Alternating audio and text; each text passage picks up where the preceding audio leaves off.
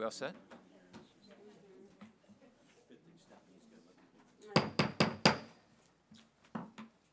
Good evening. I'd like to call this meeting to order of the Board of Education of Princeton Public Schools, October 24th, 2017.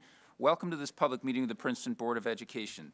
The board is an elected, unpaid group of 10 citizens who set policy and make decisions on educational, financial, and personnel matters for Princeton Public Schools on behalf of all residents. We're always pleased when members of the public and the community attend our meetings. The board and the school district operate under applicable New Jersey laws and under regulations of the New Jersey State Board of Education. As many of you may know, each meeting includes 3 opportunities for those wishing to comment on items on the published agenda or on any other matter of interest to them. The board reserves the right to limit the time allotted to public participation, and law limits discussion of individual personnel and confidential matters. And as many of you may know, those 3 sessions are one near the beginning of the meeting on any topic, one in the middle of the meeting on board agenda items only, and then one sort of follow-up at the end for any other questions people have on any topic. We desire that our meetings provide useful opportunities for communication between the board and the community, so thank you for attending. And with that, Ms. Kennedy, will you take the roll, please?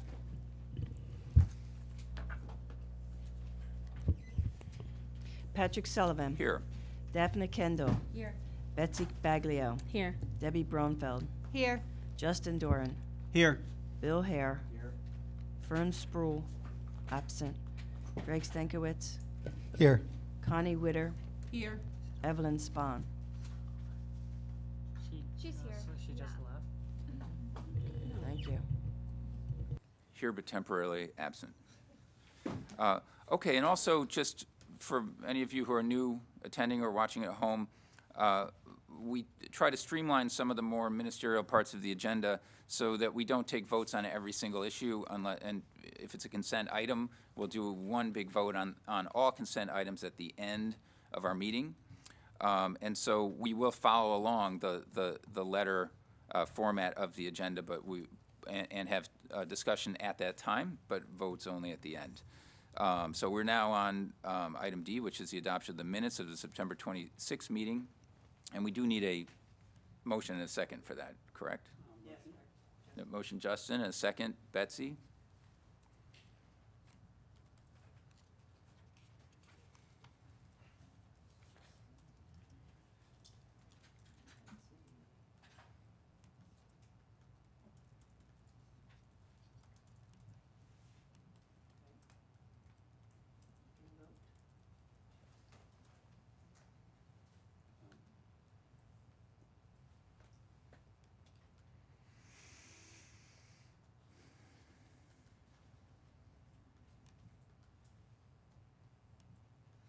We have to refresh it, or is it, did people have seen it pop up or no? Yeah. Let's see.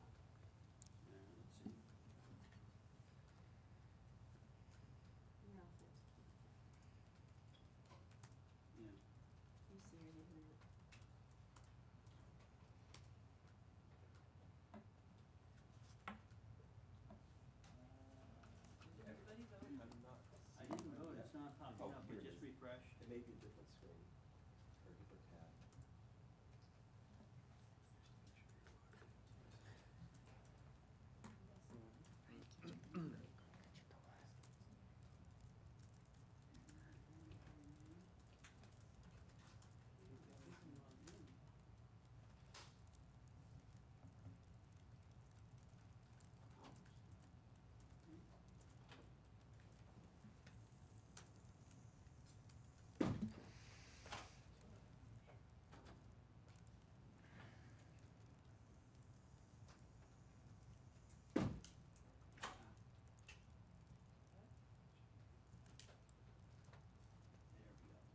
Thank you. Bingo. There we go. There we go. Sorry about that. We all good? Motion passes. Okay. So now we'll move on to item E, which is our first public forum. This is approximately 15 minutes, and it's an open forum on any topic of interest to the public. And we just ask, number one, that you be mindful of other people who might be waiting to comment after you. And number two, if you do come to the microphone, if you would just identify your name and where you live, that would be helpful. So this is our first open public comment session on any topic at all. And Dr. Carell. Hi, Bob Carell. I teach science at the high school. I promise you, I looked at the agenda and I wasn't planning on saying anything at all tonight. And then about 4 o'clock, an email popped into my box from the superintendent with the homework policy. And I'll say it again, I have a problem with a policy on homework that is one size fits all. Oh, I'm sorry, I didn't know it wasn't on. I'm sorry. Here is the best. So first of all, let me ask you, with the homework-free weekends, do you honestly think that I am giving any less homework from the start of the year till the AP exam? No. All right? So what we're doing is squeezing the periods in which the homework is getting done. Secondly, I want you to take a look at the calendar. The weekends that are chosen are fine in absence of any other considerations, but we have one homework-free weekend, Thanksgiving, makes perfect sense. We come back, no tests on that Monday. Tuesday's okay, Wednesday's a half day, and then the band is gone for a week and a half. So I can't really test right before they go if I haven't finished the material, and it's not fair to them if I test right when they come back. So then I have a week before winter rehearsals start. So what I'm afraid of is that these continual policies are actually making life worse for the students.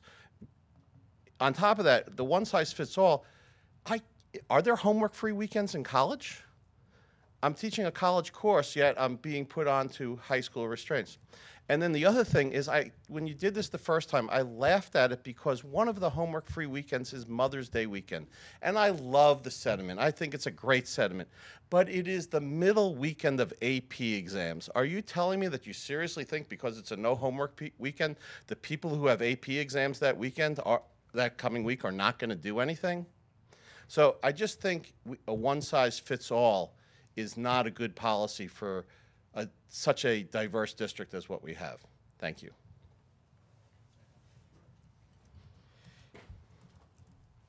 Thank you, Dr. Carell. I generally agree with almost everything you say. Except? But I have to take exception to this on a couple of counts. I do understand that it's not perfect. Mm-hmm.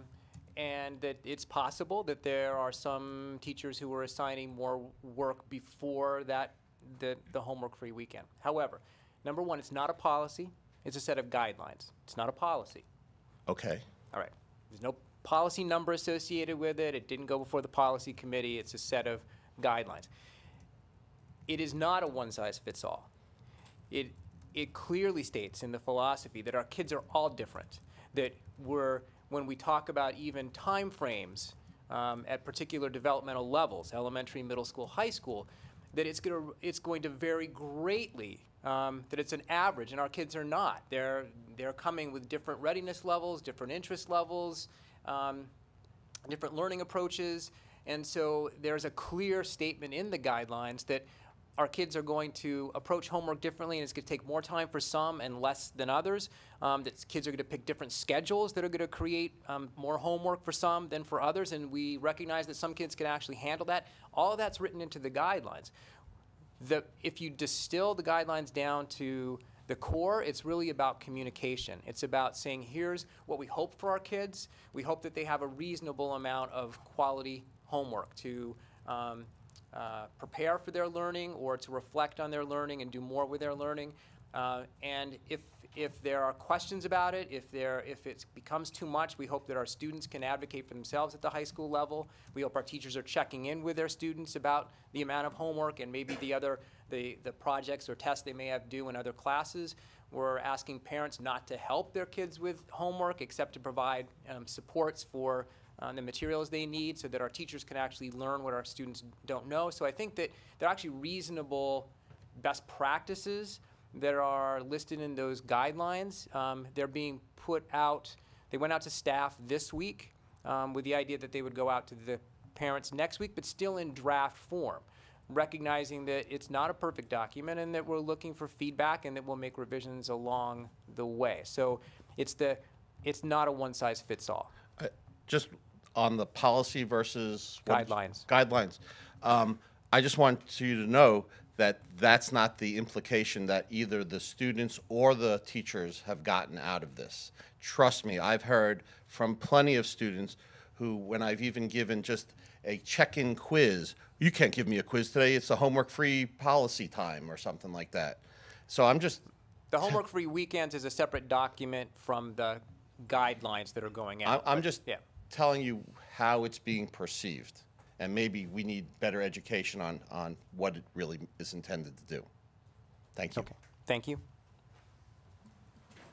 Well, I'll just second that I also generally agree with Dr. Carell, but I'm so happy to hear a discussion of homework in the first place. I've been here for a few years now, and in the beginning, it wasn't even on the table to be discussed at all, and I believe personally that, yes, you know, your students, we know how great your students are, Dr. Carell, and not to take that away from any student in the school, but homework does cause suffering to many, many children, especially at the high school level, but in the middle school too. So I'm glad we're talking about it. I'm not saying that we need to do, should not be one size fits all, because our kids are not one size and they don't fit all, they're all individuals, but it's great that we're having this discussion. So I thank the teachers and Steve and the rest of the And I would also administrators for that. mention that when they go to college, they might have 15 hours of classwork during the course of a week, whereas our kids are in class 6 hours a day, 5 days a week, and then go home and do their homework. So the high school college comparison is not quite an accurate one. Something to think about. Okay, I'm just saying we are offering quote-unquote I- college level. Understood. Thank you. Hi. Hi, my name is Lori Roth, 22 Duffield Place, and I'd like to speak about the updated policy for recording board meetings. I know that some people might think this is a small issue, but I think it's really valuable that we do record these meetings and that they're not deleted. I've spoken about this at a previous meeting where a special meeting was not recorded, and then I contacted board members over the summer when a board meeting was not recorded. I was thinking, hoping that that meant that they would correct those things and have it that all meetings are recorded. But now I see that the new policy is that we're possibly not going to record meetings. It's only a may, it's an option. And that over the summer, when concerned citizens are on vacation perhaps and not able to make meetings, that the board meetings will not be recorded. Let me read the policy as it was before. It says that the school business administrator, secretary, shall make a videotape recording of each board meeting as an administrative aid in the preparation of minutes. The recording shall be retained for 45 days or until either summary or verbatim transcripts have been approved as minutes, whichever is longer, after which time they may be erased only if permission is granted by the New Jersey Department of State, Division of Archives and Record Management. All such recordings will be erased or destroyed in compliance with laws and rules for the destruction of minutes. Now, the new statement for the public is that the administration may record regular Board of Education meetings during the months of September through June via live stream. Live broadcasts of board meetings and past minutes are available through the board's website. There's nothing about not deleting minutes, and indeed now board meetings will not be recorded over summer, I assume, and even the ones during the school year only may be recorded. You know, I don't understand why we're restricting this information, especially during summer months when concerned citizens may be traveling. Also, why is the wording may be recorded? That seems like you're pulling back from the shall be recorded, which is very troubling to me as a concerned citizen. Is there something to hide? We have a lot of important things going on with referendums, and I think the public wants to know. Also, why is the restriction on destroying minutes removed from the policy? That was intentionally removed, so there must be a reason for that. And I would like the board to reconsider these changes because I think that is not what the citizens of Princeton would like. Thank you. Thank you. Yep. Thank you. Is the board going to respond? Did you want to respond at all? Like to Dr. So, permanent minutes are required by law to be maintained forever. So the only information that is, needs to be recorded is minutes, the action that the board takes. So that is. So this is because this is a legal reason that you want to restrict this information from the There's public? no restriction of information. Well, you're everything- not giving as much information as you used to, something that That's was not being true. done. There's more information given. There's minutes, every minute is available on the website. If you want to see them in person, you could come into the board office and look at the hardbound leather books that we are required by law to keep. But you're removing the videos that people can watch. There are people watching now, and I think that is valuable for Actually, citizens. we're not removing that's the okay. video. Thank you. No, I appreciate the intent of the comments is to ensure transparency, and that, believe me, is the intent of this board. I think what we were doing is having the minutes reflect what our past practice has been for decades, which was to videotape the meetings during the school year, and then in the summer when not all of our video crew is available, we had a meeting or two in the summertime that was where we kept minutes, and those are on a permanent record, but we did not videotape. So there's no intention to stop recording. Change may to, shall to may record. Take a look at that. And why did you delete the other part about deleting them? Policy committee want to talk about that. Can I jump in on the shall and the may? I think by law we have to, so shall means you must do it, may means it's optional, and so it's not required by law that you do the video. And so I guess this all started because during the summer we weren't recording with video because there weren't people available to record to do the video. So that was the problem, was trying to be consistent. Find somebody. I bet. Well, actually, probably, I know one of my 8th grade kids could probably do it, but I honestly don't know how to do it. But Okay. I think that was what started it all, was to try to reflect what we're actually doing in the summertime. But maybe you should just improve your practices. Thank you. Okay, thank you. I do think there is not the intent, though, to restrict recording any more than we already do. It's just the availability of resources in the summer months. So it's really making the policy reflect the practices that we're doing rather than the other way around. Is that a fair statement? Yeah. I'd rather have the policy be the best policy. Understood, and appreciate your comments. Any other comments or questions from the public for this first public forum? Okay. Hearing none, and knowing that there's a couple other opportunities to comment over the course of the meeting, we'll just move to item F, which is the board president's report. I'll keep it brief, but there's a few things of interest that I wanted to speak about tonight. Over the last week or so, we've concluded discussions that were ongoing with the Princeton Administrators Association, which is the union of our administrators, and we agreed on a 2-year extension to their labor contract, which was ratified on Monday by the union.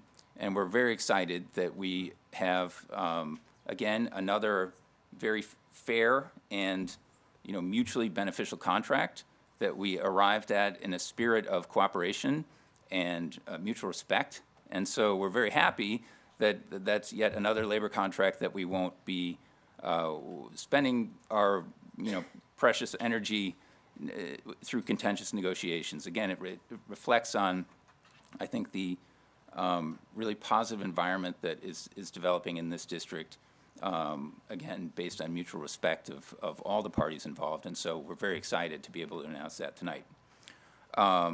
Second, we met in closed session last week to talk about the facilities referendum that continues to develop. Mr. Cochran will explain more about kind of the outlines of that. But again, another exciting thing as we move forward in this district to support education of our children, which is one of the high values that we all have in the town of Princeton, and we're excited to be moving that along.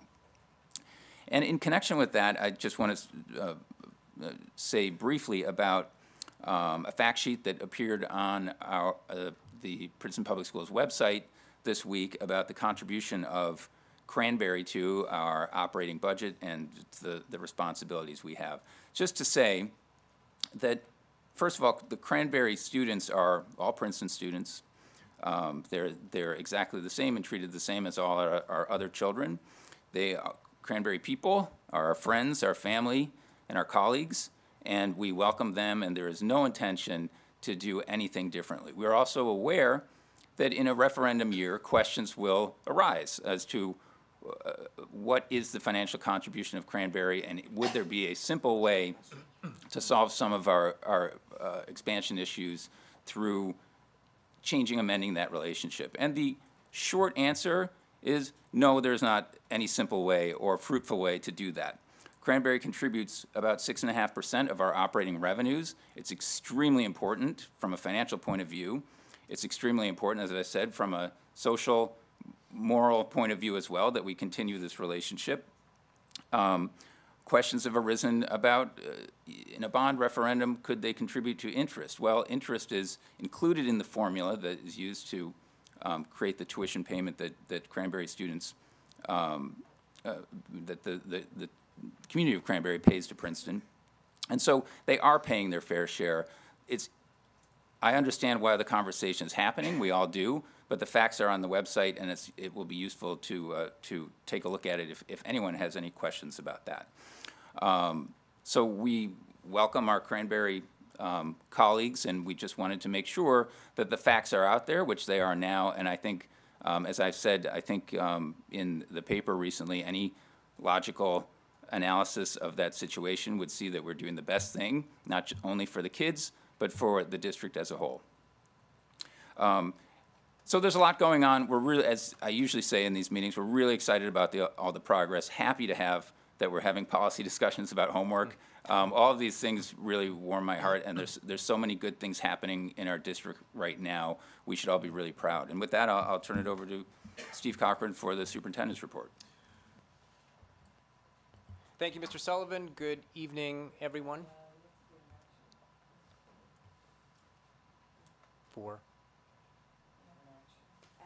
Oh, sorry. Turn it over to Mr. Cochran too soon. So we have an item F2, which is the achievement of Mr. Cochran's merit goals for the year 2016-17, and this is an action item, so I need a motion for F2. Greg, and a second, Justin. Any questions or comments on this? Well, yes, congratulations. Congratulations, Steve. I said nice things about you last meeting, so I'm not gonna spread it too thick. But we're always proud of you. All the things you've done for our district. You know, we set merit goals every year. We'll be meeting next month to set them again for the next year. We have some ideas in mind. We all do. That will be about improving the district. But again, just wanted to thank you for all your hard work in making this a truly great school district and a great experience for all of us working with you. Thank you. It's a roll call. And this is a roll call vote. Patrick Sullivan. Yes. Betsy Baglio. Yes. Debbie Bronfeld. Yes. Justin Doran. Yes. Bill Hare. Yes. Daphne Kendall. Yes. Greg Stankiewicz. Yes. And Connie Witter. Yes. Motion passes. Thank you. Okay. And with that, we move to item G, our Okay. superintendent's report. All right. Thank you all for being here tonight. Welcome to all of you watching at home. I have a number of topics I want to talk about tonight, including our proposed facilities referendum. Nevertheless, I need to begin tonight's meeting by acknowledging that since we were here last, gathered as a board, we have lost one of our students. Our deepest condolences continue to go out to this young man's family and friends and to all those who were affected by the tragedy. I truly want to express my gratitude to the members of our staff and to the members of the community who continue to support and comfort those who are most affected by what happened and those who are most vulnerable. I'm grateful as well to our mayor, who has initiated planning for a community-wide summit on stress and mental health. This is an issue that all of us need to be addressing together. With that in mind, I am proud to announce that on November 16th at 7 p.m., family therapist and former director of the Mercer County Commission on Traumatic Loss, Mr. George Scott, will be facilitating a presentation entitled Raising Healthy Children. This is a session relevant for all parents, educators, coaches, and all those who work with the children in our community. Mr. Scott notes that in recent years, students across the nation are reporting higher levels of stress, anxiety, and depression. While climate change in our world has been a hot topic for decades, it's time, in Mr. Scott's opinion, that we start talking about the climate in our homes, in our schools, and in our classrooms. He poses the question, has the climate of our culture changed, and is that change contributing to student success or student failure? Mr. Scott is looking to facilitate conversation in the community on November 16th about, one, how we can change the climate so that students are supported but not coddled, how we can change the climate so that all of us are placing an equal value on students' social emotional health as well as their academic success, and finally, how can we teach students and ourselves to become truly resilient? So I would encourage people to mark the date in their calendars so that we can have a community-wide conversation on this critical topic. And in keeping with this focus on wellness and on fostering intellectually engaged and independent young people, I want to highlight an exciting experiment that the high school is undertaking this week. So on Thursday and Friday of this week, they are shifting their use of time to allow for more problem-based, interdisciplinary, and student-centered learning. Instead of a day consisting of 8 43-minute periods in which students are shifting from subject to subject to subject, the schedule for the day will consist instead of 4 double periods. Students will attend periods 1 to 4 on one day and then 5 to 8 on the other. And these double periods of nearly an hour and a half will allow for greater opportunities for research, for writing, for experimentation, for creation, and for collaboration. Students will be up and moving, they'll be working in large groups, small groups, and individually, and they'll be engaged in authentic problems and projects that might potentially integrate the disciplines such as science and social studies or art and mathematics. The schedule is a pilot of the proposed schedule for next year. Currently, that schedule would include 3 days a week of a traditional 8-period schedule and then 2 days a week of these double-period blocks. The proposed schedule reflects what we know about best practice in 21st century teaching and learning. It's a schedule that keeps what works from a classical model of teaching and learning, but is also one that supports a contemporary and more cutting-edge learning experiences for both students and staff. So I want to applaud the high school teachers and administrators for carefully planning for this shift in the use of time and this shift in the use of our instruction. And it is with the 21st century teaching and learning in mind that I want to turn now to a discussion of our facilities referendum. We are about to embark on a transformative period in the life of our district. So we are looking to make some physical transformations to our facilities. On one hand, to address rising enrollments, but just as importantly, if not more so, to support the pedagogical transformations we're already making in our teaching and in the learning of our students. So tonight I want to share what I see as the underpinnings of the referendum idea. There has been no design generated at this point. What I want to explore with the board tonight are answers to the questions of really why. I'm trying to get my, that's not working. Does this have a, is there a pointer on this? Yeah, there is a laser pointer. Okay. The why we're doing a referendum, what the referendum might include, and what principles are driving our thinking about the design, how the process, the design process will unfold, and then, of course, the timing of it all. When will this all happen? So there are a number of reasons that are motivating a facilities referendum in the life of our district right now. One that's most obvious is rapidly growing enrollment. So you can see here that at the K through 5 level, we're currently at capacity at 1428 for our schools. Where I think enrollment capacity, the study that was done by architects had us at 1424. We're a few students over that, but we're scheduled to go up by more than 150 over the subsequent years. At the middle school, 6 through 8, we're currently 100 students over capacity. Capacity is, I think, 626. So we're at 725 right now, and you see the really critical numbers here that we're at 800 by 2020, 2 years out, and 900 by 2026. So those kids are coming. We know they're in our system, and we have to prepare for that. We will be significantly over capacity at JW. And then finally, at the high school is currently 200 over capacity. Capacity is 1420, and you can see that according to our demographer study, by 2025, we'll be up to 1825. We need to prepare. And we need to prepare now. So the facilities referendum is driven partially by what we know is coming in terms of enrollment, but there are more significant factors. So it's also driven by what we see as 21st century teaching and learning practices. And the chart here kind of shows the 20th century learning model and the 21st century learning model. Perhaps the most important thing that our teachers have already shifted to is moving from what's called teacher-centered, where the teacher is the sole provider of the information, to student-centered, where teacher is facilitator and coach. And like any coach, you may be with the whole team sometimes. You may be with your linemen, your running backs, your receivers, your defensive backs at some other time, meeting in small groups, doing different kinds of lessons, all with the same focus, but with a need to meet with different groups at different times. Good teachers do the same thing. Sometimes they're meeting with a whole class, sometimes they're meeting with small groups, sometimes they're working individually with students. The learning is more active, it's more student-centered, there's more student choice involved. It's often research-based and web-based versus textbook.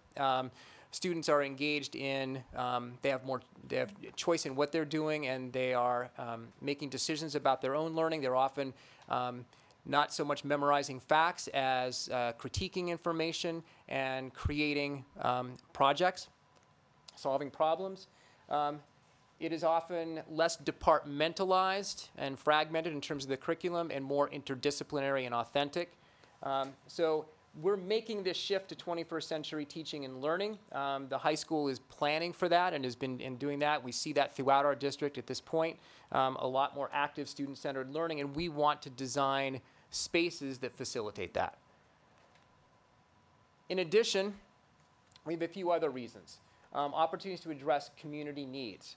So we want our schools to be community schools. We want our schools to support the health of our students with partnerships where we might have in a particular school, if we're creating a new 5-6 school, which we'll talk about in a moment, we might have space for an ophthalmologist to do eye exams, and then that person would volunteer to come in during the day to do that, or dental exams. We might have library open at night for families to be more engaged. So we'll talk more about that, but we do see an opportunity to meet some community needs with our school facilities, opportunities to address security, HVAC, and other needs at all schools. So this is a referendum where we did a needs analysis at every single one of our buildings. We did note that at all the buildings we need to make some security upgrades to the vestibules, the entranceways to the buildings, and we also need to ensure that we have appropriately air-conditioned buildings. So we're looking at air conditioning at the gym at the high school, the cafeteria in all the elementary schools, making sure that the building has that capacity and comfort for our students and staff, and then opportunity to address athletic needs for practice and playing. We are woefully short of playing fields in this community for both rec programs in the summer as well as for the scholastic programs that the school district runs, and so this is an opportunity to create more spaces for our students in that regard. So what might the referendum include? Remember, there's no design at this point. There's just ideas based on our needs assessment. We are looking at a 3-story addition at the high school. this would be flexible instructional space, the equivalent of 12 classrooms, but the idea would be that those classrooms could be rearranged and morph into larger spaces. There's a possibility with the architecture now, instead of having immutable walls, you might have walls that easily open up to create two classrooms into one larger classroom, or what they call garage doors that flip up, and now you have classrooms where you can bring 100 people, 100 students together in one space. So we're looking at flexible space, we're looking at maker space, we're looking at an enhancement or expansion to the cafeteria so that it is a truly welcoming, enjoyable place to eat, and maybe spend other time as well. So that's at the high school, and then we're looking at a new 5-6 community school, possibly on this location, on this site. So why a 5-6 school? And I do invite the board to ask questions as we move through this presentation. Part of the reason is practical, and part is in response to the developmental needs of our kids. So the practical considerations as we're looking at a 5-6 school are that we believe in the neighborhood schools here in Princeton. We love that our kids can walk to school. So if we were to create a 5th elementary school, for an example, as a response to the growing enrollment at the elementary level, now we would be involved in redistricting. So that's one reason we're looking at this idea of a 5-6 school. If we have the 5th grade come to a separate building, now we've freed up space in all 4 of our elementary schools without having to add on to each of those buildings, and we preserve the neighborhood school. Same thing at the middle school. Currently, you saw that we're already over capacity and scheduled to be even more so in 2 years. So by taking the 6th grade out of JW and moving it into a separate space, we now have freed up space at JW without having to add on to that facility. So they will be back under capacity just by moving the 6th grade out. But as we consider this idea of a 5-6 school, we really want to make sure that we're focused on the developmental needs of our kids. And I think a 5-6 can serve us well. There are other districts that are using it very successfully, Montgomery, for example, Hillsborough, I think Bridgewater.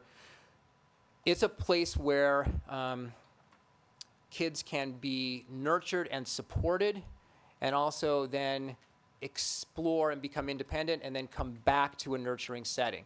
So with a 5-6, you have an opportunity to say, all right, our 5th graders have been in a single classroom for K through 4, so maybe in 5th grade we have a team of 2 teachers, and they go between 2 teachers, and one of those teachers may be teaching social studies and language arts, and the other may be doing math and science, and the kids go back and forth between those 2. And then as they move to 6th grade, that's when we might become a little more departmentalized. But it allows us to sort of maintain an elementary feel to the growth of our kids, even as we give them opportunities to experiment and explore. And I would love to see a 5-6 school that had a STEAM element where science and technology and art, and the kids had those opportunities to explore, but they also had that very nurturing, elementary, supportive teachers and team around them. The community school concept, talked about that before. It's really about, in my mind, the school being the hub for the community and supporting the health of our students and family engagement. So when we talk about health, it could be that space for the ophthalmologist or the dentist to come in and provide that health service for our students whose families may not be able to afford that. But we also want the family engagement. We know that when parents are engaged in the education of their kids, that students learn better. So, can we have a library that may be open in the evening where parents can come with their children? Can we have family gym nights that bring people together? Can we have, and there's been talk in the paper, there's some community schools that do have washers and dryers, and parents come in to use that when they don't have that readily in their homes, but then they get engaged in the classrooms with their children. So there are lots of opportunities for designing what would serve our community best. And I think there are people in this community who can help with that process, and we'll sort of talk about that in a second. I don't know if Greg, I know this is you just went to a conference on Friday on this topic. I didn't know if you wanted to share anything. Sure, I'd be happy to. And just to piggyback off of what the superintendent's been talking about, community schools is actually a concept that's a strategy rather than a program. And so part of the power of community schools is that there's no one sort of check the box approach to it. It depends on what the community itself needs. And underneath all that is sort of a hidden portion of that is you need the engagement of the community, because it's up to all of us together as a community working with partners in the community to bring the services together that we as a community feel that our students need, our parents need, and other people need. And so exactly as what the superintendent talked about, in many places, if there's a need to have spaces open in the evening for tutoring purposes, for language classes, for parents who may not speak English, you can do that and have activities for both the students and the families. A lot of places, there's a real emphasis on health, because we know that if a child or if a student is not healthy, they're not going to be able to do a good job. And so there's health clinics within schools. There are dental clinics. It's a wide range, but what the superintendent talked about, what Steve talked about, is the school is the hub. And from that, you leverage the resources of nonprofit organizations that we're so rich in right here in Princeton. And I think that's something that's very, very exciting. Community schools exist in 38 states right now. There's over 2,000 schools that are officially known as community schools. I'm working on a research report right now, taking a look at the situation here in New Jersey, where we have a number of schools that are designated, but we're behind the rest of the nation. And what was very interesting is we took a survey of all superintendents across the state. And we had responses from 51 districts, including Princeton, and we really appreciate that. And there were some districts that did have community schools: Trenton, our neighbor, Newark, Camden, Newton. So it's not just inner cities. But the vast majority of districts didn't call themselves community schools, but they presented and gave their families and their students lots of different services. So in effect, they were working as community schools without being labeled as such. And so this is a very exciting time. There's a lot of support in the New Jersey State Legislature and among at least some of the gubernatorial candidates to push this concept along in New Jersey, bring New Jersey up to where a lot of the other states are. And I think funders as well expressed a lot of interest in this approach. And I think there's an opportunity here for us to be on the cutting edge and present services to our families and our students. And finally, the last thing is there was a book that was just published this month by Professor Barbara Furman, talking about the fight for America's schools. And in there's a chapter that she talks about an equity framework for public education. And one of the examples that she uses as ways of trying to increase equity is community schools as a vehicle to do so. And I think I love the way that this approach, working together with all of us, we can push forward on equity within our own community and serve as a model for the rest of the state. Thank you, Greg. And building a little bit on what you just said, there's an importance to this site.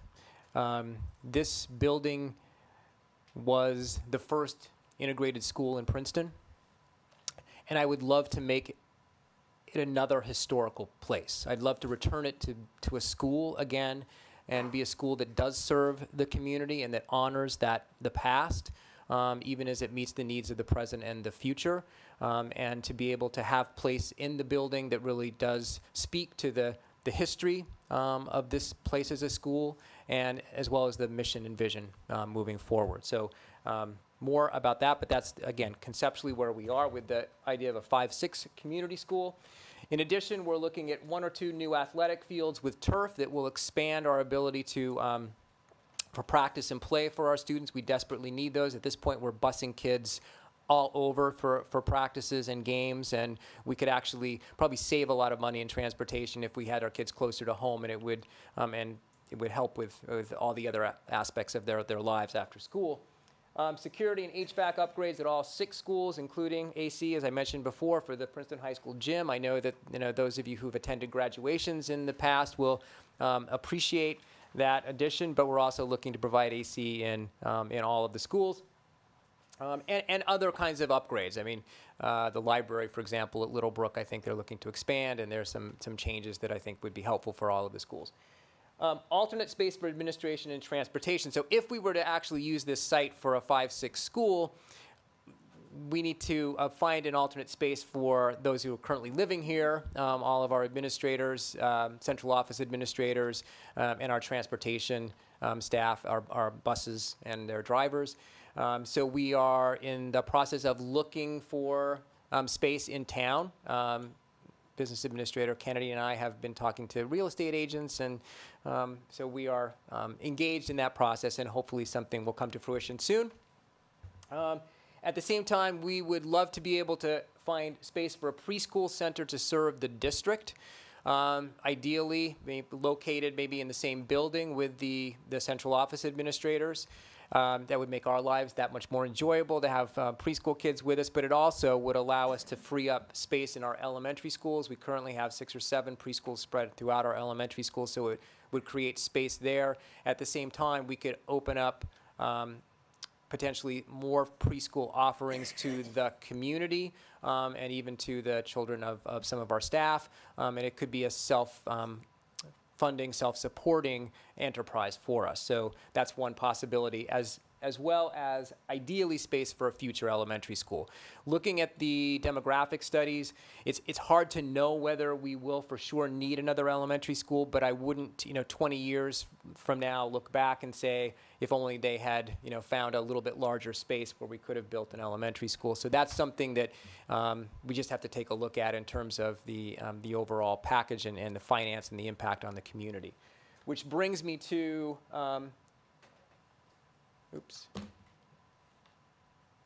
sort of the principles that will drive the design.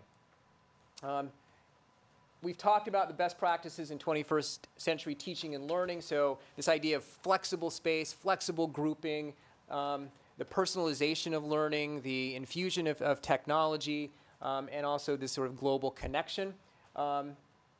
I want to reemphasize this focus on the social emotional needs and milestones of kids, especially as we look at the 5-6 school, a place for kids to be nurtured and also then to explore. But even at the high school, our students need the spaces, the teams where they can come together in small groups, socially interact with each other in a comfortable space as they're eating and working on their computers, or as they're learning in a classroom setting. So we want to pay very close attention to that. We want to make sure that we meet the LEED standards, the gold standard for green schools.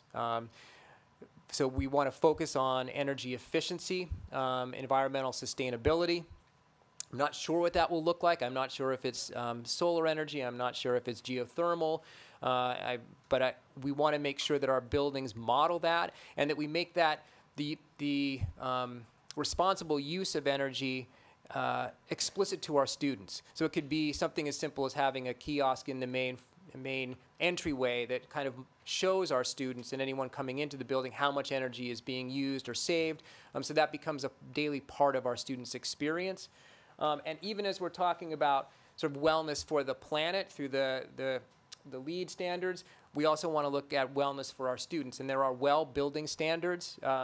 They're listed here, the components: air, water, nourishment, light, fitness, comfort, and mind. Those are actually fairly inexpensive things to include in any building, and they really make a difference. Simple things like access to natural light, the idea of bringing nature inside with plants throughout a building, the kind of artwork that you may put up in a building to sort of calm or inspire the people who are using the space. So there are standards that are associated with that. We want to pay attention to those. We want materials and aesthetics to stand the test of time. We want the buildings we design to make a statement. We want them to be buildings that truly serve our students and our staff, but we also want them to be representative of the kind of aesthetic values that we have in this community, and we want them to last for a century or two. And then finally, fiscal responsibility is a principle that's governing our design. We want the tax impact of this referendum to be modest, and we are going to strive for that and believe that we can achieve that. We're going to look at state grants so that any, and correct me if I'm misstate anything, Stephanie, but like with renovations to a building, we would get 40% back from the state. Any new spaces, new school, new addition, we might be looking at maybe a 10% reimbursement through grants from the state. We'll be looking at those. We'll be looking at alternate sources of revenue that will help us with the referendum and with the operating costs that will come along with having new space and new buildings. So we have committees that are looking at that, and we're excited to do that work as well. And how will the design be developed? So the most important message here is publicly, transparently, and with input from all stakeholders. We will have a leadership design team that will consist of, we have some architects from the community who will be on that leadership team. We'll have some administrators, some board members, some teachers, other members of the community, probably a group of 10 or 12 who will look at the various iterations of the design over the course of the next 7, 8 months and keep tweaking it until it is what we truly want as a community. The architects will also be facilitating meetings with staff, all those who are using the building. So if we're creating a 5-6 school, we need to meet with the 5th grade teachers. We need to talk to the 6th grade teachers. We need to talk to the administrators about the kind of program needs. We need to talk to Dr. Carell and his science colleagues at the high school about what kind of space they need for the science rooms. We need to talk to our special ed teachers, our special area teachers of art or music. They all need input into what spaces are going to serve them best and serve the students best. And at the same time, the architects will also be facilitating focus groups with members of the community. So Greg, you were talking about the community school. If we are truly to have a school that's serving the needs of the community, we need to be finding out from members of the community what would be most helpful to them.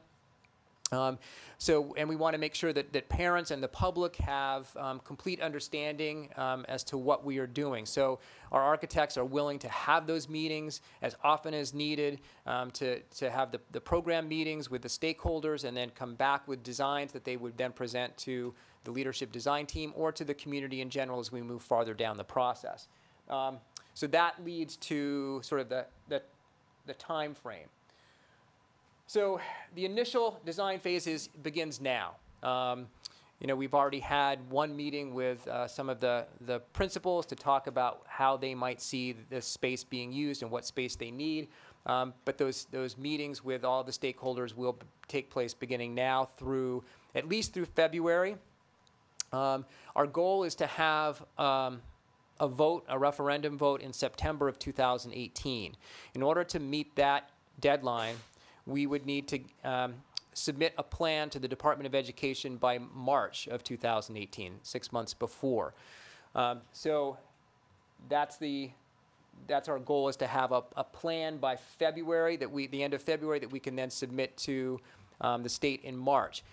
Following that submission, we can still make design changes. We can't radically change the footprint of the spaces we've designed, but we can make changes internally in terms of what it would entail. So that design phase actually can take place through September. The referendum vote, as I said, would be September, the end of September 2018. We then have to, assuming it's all successful, we have to process the bonds and start moving forward. Shovels in the ground would probably be March of 2019, but still with the hope of opening the new school and the addition September 2020. Okay.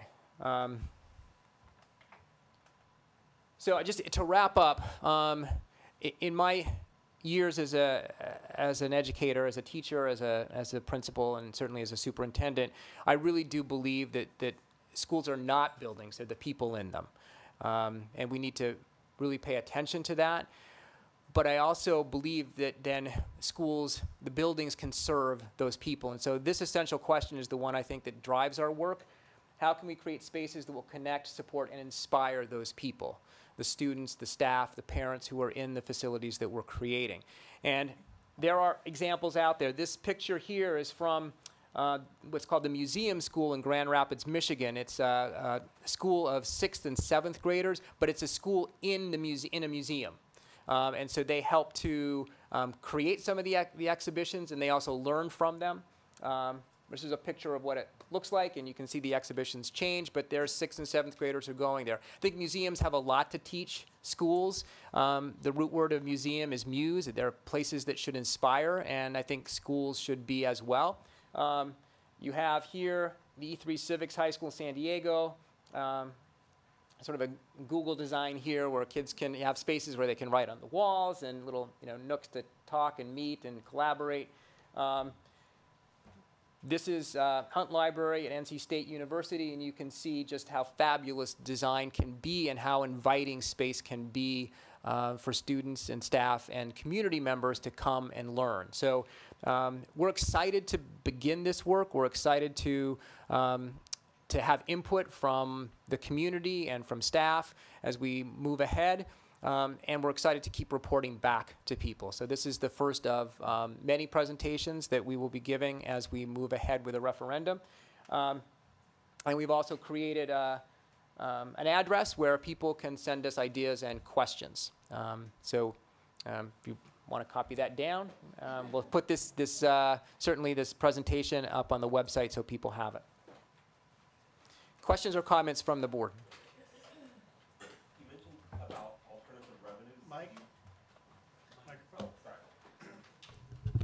You mentioned about alternative revenues. Is it too early to have anything firm on that or ideas on that? Or yeah, it's probably too early. We want to reach out to some of our nonprofit partners within the community and see if we can get them excited about the project and the partnership. And we have some other possibilities that we're pursuing in terms of possible revenue sources. Steve, just in terms of the timeline, the next opportunity, do we have it established yet for people who might be interested in learning more about the process or learning more about, having input on design? Yeah, so at this, my desire at this point is to give this presentation to all the staff and then go out to perhaps the PTOs and the public. So this board meeting came at this time, and I didn't want to delay talking to the board about this, but I've met with 2 schools already. I have, over the course of the next week and a half, I'll meet with the other 4 schools to be able to share this idea with staff first, and then move out from there. And then as I'm moving from school to school, I'm having staff who are, emailing me with their desire to participate. So I'm starting to collect those names, and then as I, we'll continue to put the word out for more input from the parents and community members. Just curious, Steve, in terms of the community concept, have we talked with the mayor and in terms of getting any sort of feedback from them and the support that this is really going to garner for our community and where they stand on this project? Not specifically about the community school concept. We have been in touch with the municipal leaders to sort of talk about space and design and to share some of our thinking because we do need to work together. The influx of enrollment for us is influx of families for the town, and so we all have the infrastructure is shared in some respects. So we have been in communication with them. But as we move forward with the process, those are exactly the kinds of conversations that we would have to have. Yes, certainly the Human Services Commission has, under the mayor's office, has great ideas for what would be helpful as part of a community school. So, yes, we will have that. Okay. Okay, thank you, Steve. There's more on your agenda. So. Can I just say one more thing Sure, before we go to the absolutely. calendar? Yeah. So, as many of you know, last weekend was homecoming weekend. We had beautiful weather for a Friday night football game under the lights, and then more beautiful weather on Saturday when people came back for Mercer County tournaments, and it was a wonderful time for hundreds of our students and community members to sort of enjoyed being together in the spirit of the Princeton Public Schools. It was also an opportunity to launch our Alumni Association. And so I know that we had a reception on Friday afternoon, and there was a tour of the building for the alumni who came back on Saturday. But really the goal was to connect our alumni from Princeton High School to each other, and also in the future to be connecting them to our kids as mentors, as guest speakers, to create career and college connections. And so we're very excited about the start of this Alumni Association. And I really want to thank Lou Goldstein, our assistant superintendent, and Brenda Sewell, who's our director of communications. It was really their brainchild and their hard work that sort of shepherded this association into being. And I'm sure that they have a lot of ideas for how to keep the flame burning and get more people involved. And I don't know, Lou or Brenda, if you wanted to say anything at all.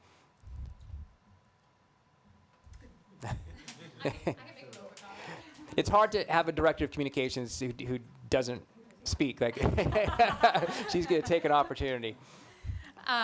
See, I'm using the microphone. Do you guys catch that? Okay. Yeah, so we had a small turnout, I would say, this weekend, but all the alumni who came were really enthusiastic. Those of us who were there, Susan McGreevy helped, and Lou was there. We all had really great conversations with alumni, which was really exciting to see how enthusiastic they are.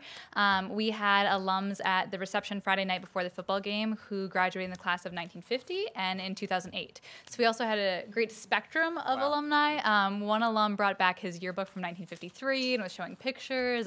Others were talking about how they really want to help students today, whether that's helping them launch a career or getting into a college or sharing about their own experiences and their own journey to where they are today. So I think there's definitely a lot of opportunity for us to move forward with this, and I think our alums are really excited about this. So it's onwards and upwards from here. Okay. All right. We also want to thank the sponsors. Oh, The sponsors were very gracious. We want to thank Conti's Pizza and Nino's Pizza Store, and also the Hyatt of Princeton for stepping up to the plate and giving us some in-kind food and hospitality. So it was very nice. All right. Thank you. Okay. Hey, am I onto the calendar now? Yes. All right. Are you able to pull that up? I think it is on the. Gabe, are you able to pull up a? You want a website? I'm sorry. Is the calendar? The calendar. Well, let's see if I can. I think it's there as an attachment. It's on there as an attachment. Hold on one sec. I'm sorry. Yeah. Yeah, I gotta go to that. It's just it's. Okay, so while we're waiting for that, I can talk people through the major changes. The calendar is actually pretty much the same as it was this past year, except for three major changes. But with three big changes. Well, 180 days, but three changes. All right. First, we're looking at starting the year before Labor Day. So the first day for students would be August 29th, Wednesday, August 29th. And I should say that this is a first read of the calendar. We're putting this out to the public at this point, and we will entertain lots of feedback, I'm sure, and if we need to make changes, we can. But we wanted to get the information out to people soon because the shift to a start time before Labor Day is significant. So why? There are actually a number of reasons. It grew out of the work of the committee at the high school that really began to look at what was in the best interest of students and learning. So one is learning is actually, no surprise, it's actually more valuable and kids are more engaged at the beginning of the year than they are at the very end of June. So that's reason one. Reason two, when we think about the schedule of testing in our state, Certainly, we're looking at when the park exams are. They're usually in April. We have APs in May. And so by having a few days prior to, at the beginning of the year, rather than after those assessments, it actually serves our students better. Third, we have a number of our students, particularly at the high school, who have employment opportunities that they need to begin, or camps that they've signed up to be at as a counselor or as an attendee, that all begin the third week of June. So when we start later, we end later. So with this calendar, you can see if we start August 29th, we actually have we have graduation on June 14th. So we're out the middle of June as opposed to towards the end of June as we have been. So that's the first big change. The second big change, and this was a focus for the board, it's always a focus for those of us who are looking at calendars, is to try and unclutter November. November is, it's always the chopped up month. And so given the fact that we were looking to start the school year earlier, we felt we could take K-8 parent conferences from the second and third week of November and actually move them to the or the third and the fourth week of October. So that's what you see. Do I have my? That's what you see right here. Those came out of this section over here, and they're now in October. The third change, again, a perennial concern for those of us designing the school calendars, is around Election Day.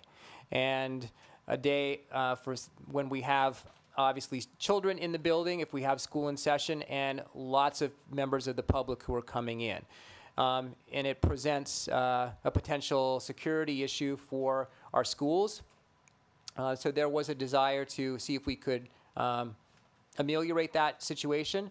And what we decided to do was to take the professional development day that is typically aligned with Columbus Day. So this year it was October 9th.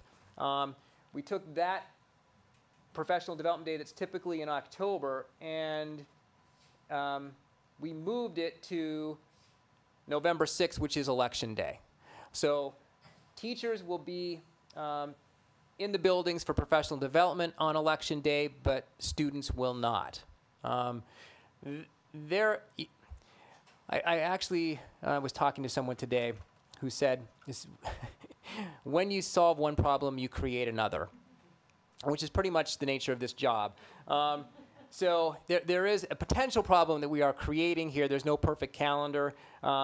So in having school off on this day, it just happens to be the same week. It always is the same week as the teachers' convention weekend. So essentially we have school on Monday, students are off, school on Wednesday, and then students are off Thursday and Friday. We truly hope that our students will be in school all those days, and that is our strong hope.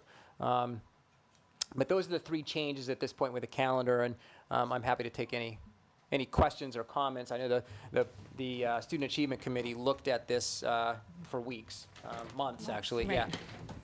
yeah. So thank you for all of your work on this, and for everyone who talked about this. This was a result of a great deal of work. One question, Steve, since this is a first reading, how would you like it if people have questions or suggestions? Well, people are never shy about emailing me, and that's fine. So write to Steve. So that's fine. Just to highlight the process, it's not as if I sat in a room and just came up with this on my own. We actually had a pretty involved process where we looked at calendars from lots of other districts. We brought multiple proposals to the administrative team to get their input. We brought it to the Student Achievement Committee for their input. We brought it to the the PTO Council for the input of parent leadership from all of the buildings, and we coalesced around this calendar. So there was a lot of input into the process already. And two small things I would add to November. I would just clearly and I'll email this as well, but we should clearly say November 6th is Election Day. It's not written there. Okay. So I Yeah. think that would be helpful. And the day before Thanksgiving is a half day, so that will be shaded green in case anyone sees this and Oh, okay. Yep. is concerned about that. Yep. Okay. Yes, but yes, it's very exciting. Can I add really quick? So I attended some of the summer student achievement meetings, and I was there when you brought up the calendar, and it looks really great.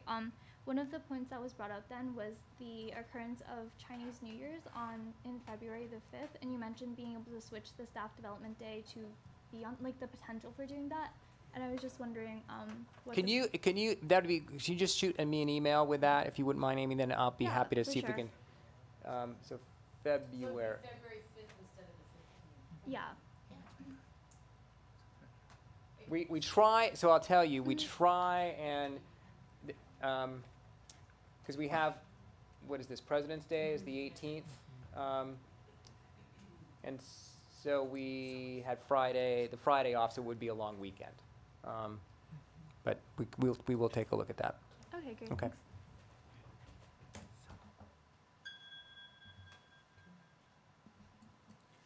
Okay. I'm done now. Actually, Yeah. do we have, how about G3? Huh? G3? You said you also? Oh, is it? What's G3? Memorandum of Agreement? Oh, the Memorandum of Agreement, yeah. So there actually is no change to the way in which the memorandum that defines how we interact with the police and under what circumstances we're informing them of information and they us. So there are set guidelines that require us to inform police when certain events happen, and so the memorandum just states that, and there's no change from last year's memorandum of understanding. It's a yearly thing, yeah. Okay, thank you. That's a great, very exciting stuff. So great report. Thank you. And so now we're on to H, the harassment, intimidation, bullying report. And this this is a consent vote, right? So do we need a motion for this or no motion? Harassment, no, you just put anything that's a consent, you just talk about. Okay. So any questions or comments on the HIB report that we reviewed in closed session? Okay, hearing none, we'll move on to item I, which is our board committee reports. And we'll start with our student board members, Amy Wang and Brian Liu.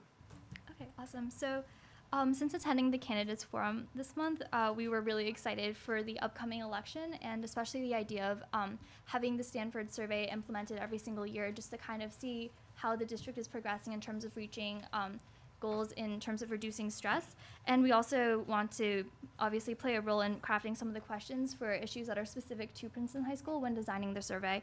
And looking forward, November is definitely going to be a busy month for us. So with the end of the marking period, we're hoping to gauge what the math homework policies have, like the effect that they've had on students so far, and whether or not they've been effective with reducing student stress, and how it's been more flexible for their own schedules.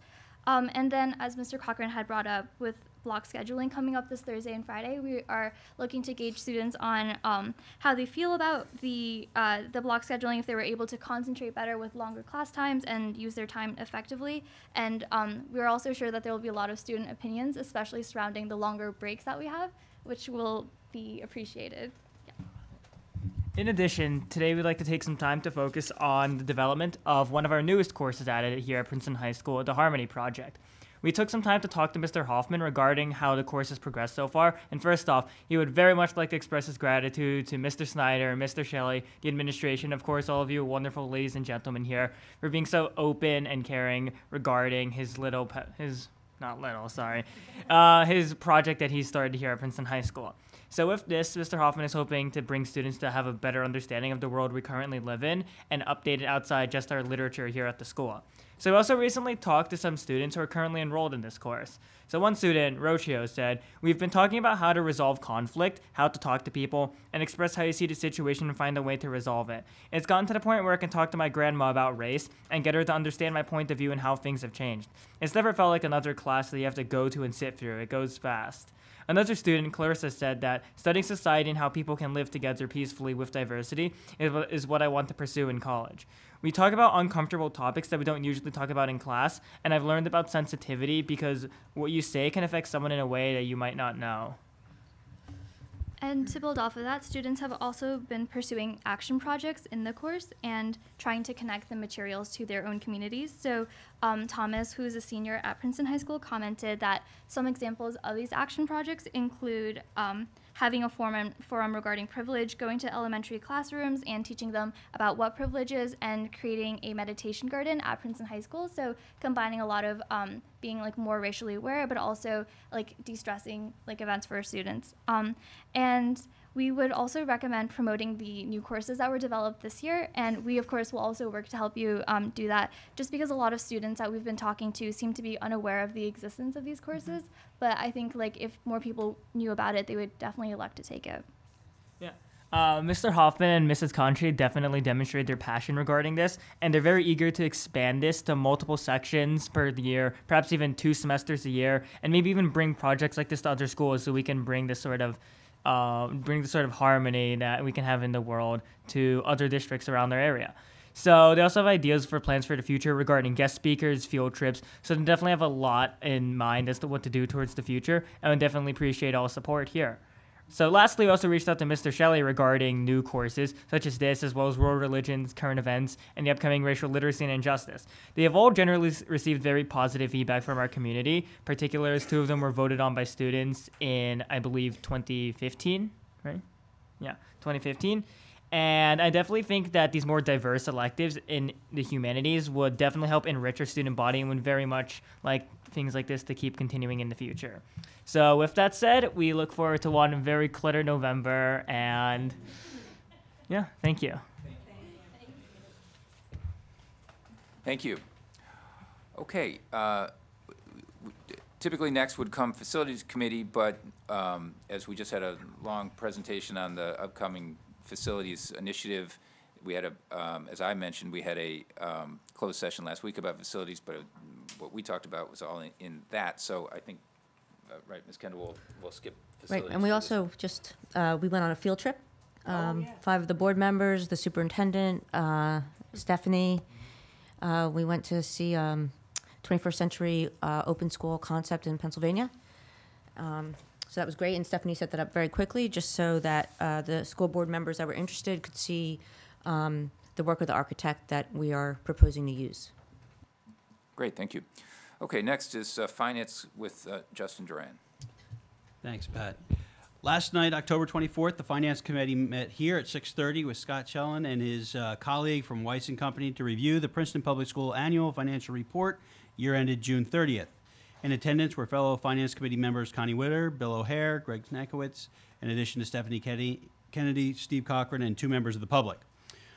In going through the report and answering our many questions, they informed us that the Princeton Public Schools has received the Certificate of Excellence in Financial Reporting for the 20th year in a row, one of approximately 25 districts that receive this prestigious award in the state.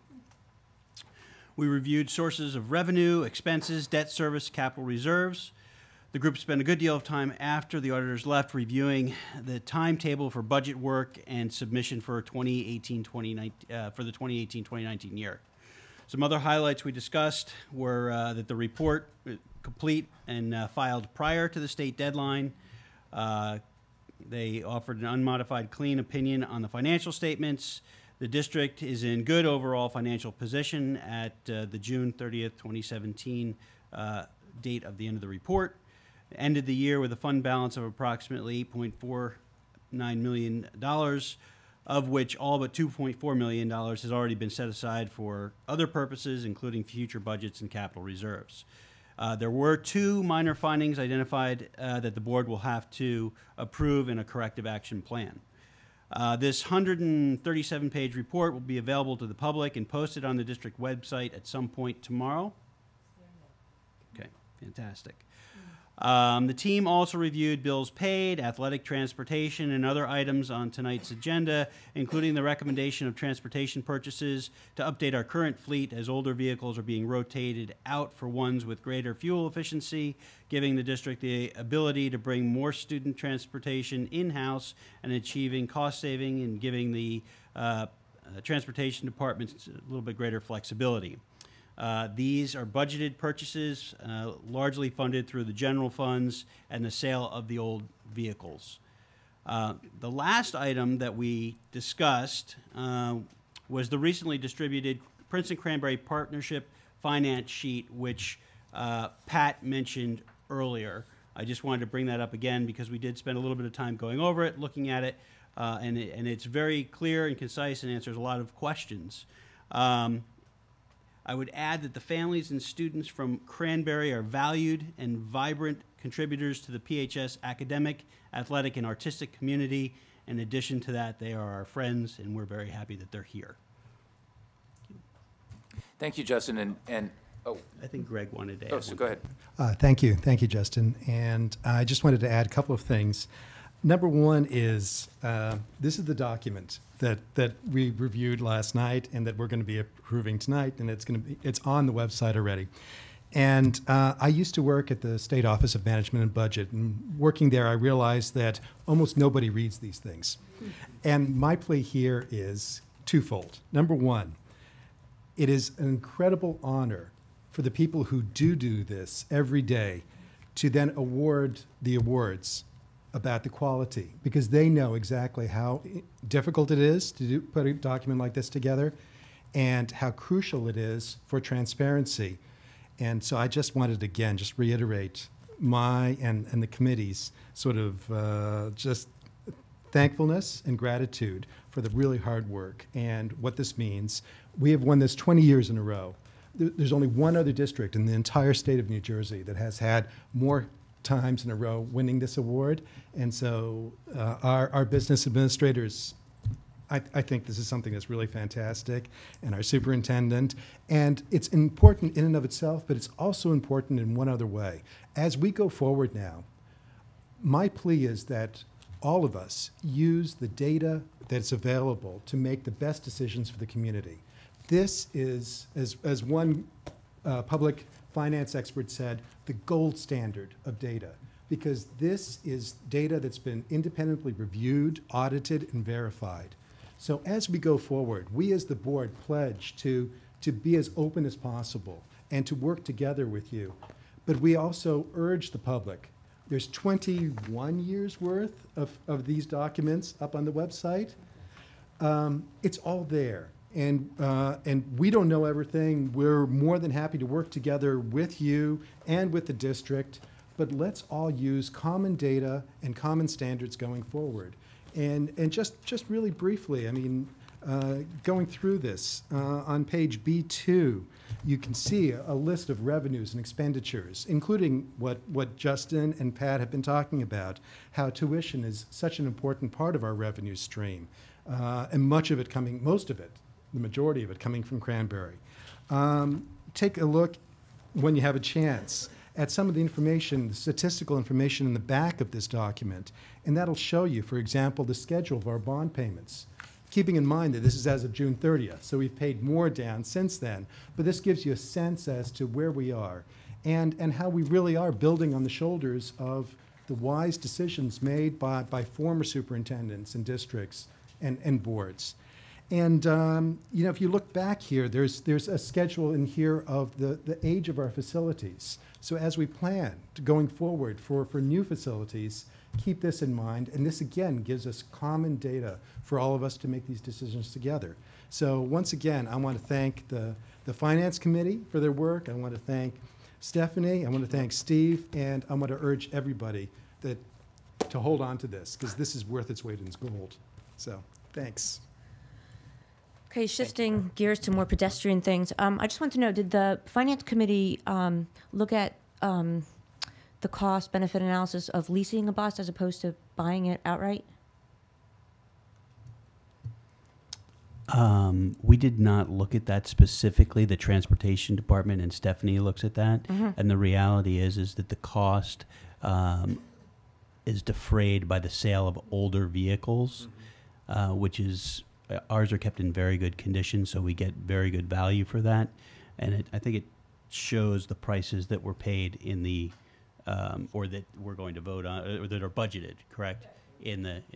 If we can afford to buy buses, it's worth it. It used to be that we had to turn buses over after 10 years, and then it was 12 years. Now it's up to 15 years. So if you can buy a quality bus and hold on to it for that long, it more than makes up for the cost of leasing. Well, before we move on, I just, as a former Finance Committee Chair, I just want to commend Stephanie Kennedy, 21 years of 20 years of, well, it'll be 21. I'm fairly confident of awards of excellence is really something to be proud of, and we're very proud to have Especially her. when only 25 districts out of 600 in the state actually qualify. It's a very impressive honor, and to do it 20 years in a row is really remarkable. So thank you, Stephanie. And just one other thing, Greg, that you mentioned, this is just a thought, that, you know, that is a great document that you have there, very hard to read, you know. So you know, maybe in the future, one of the things that we can think about is ways to distill that information and have it up on our website so that you don't have to go through, so members of the public don't have to go through 100 pages, but some simple bar graphs, pie charts about where money comes from and where it goes, how it changes over time. Just a few things like that I think would help, because we are going to need to have an informed discussion this year and every year about these financial issues. So it's something to think about as a project for us.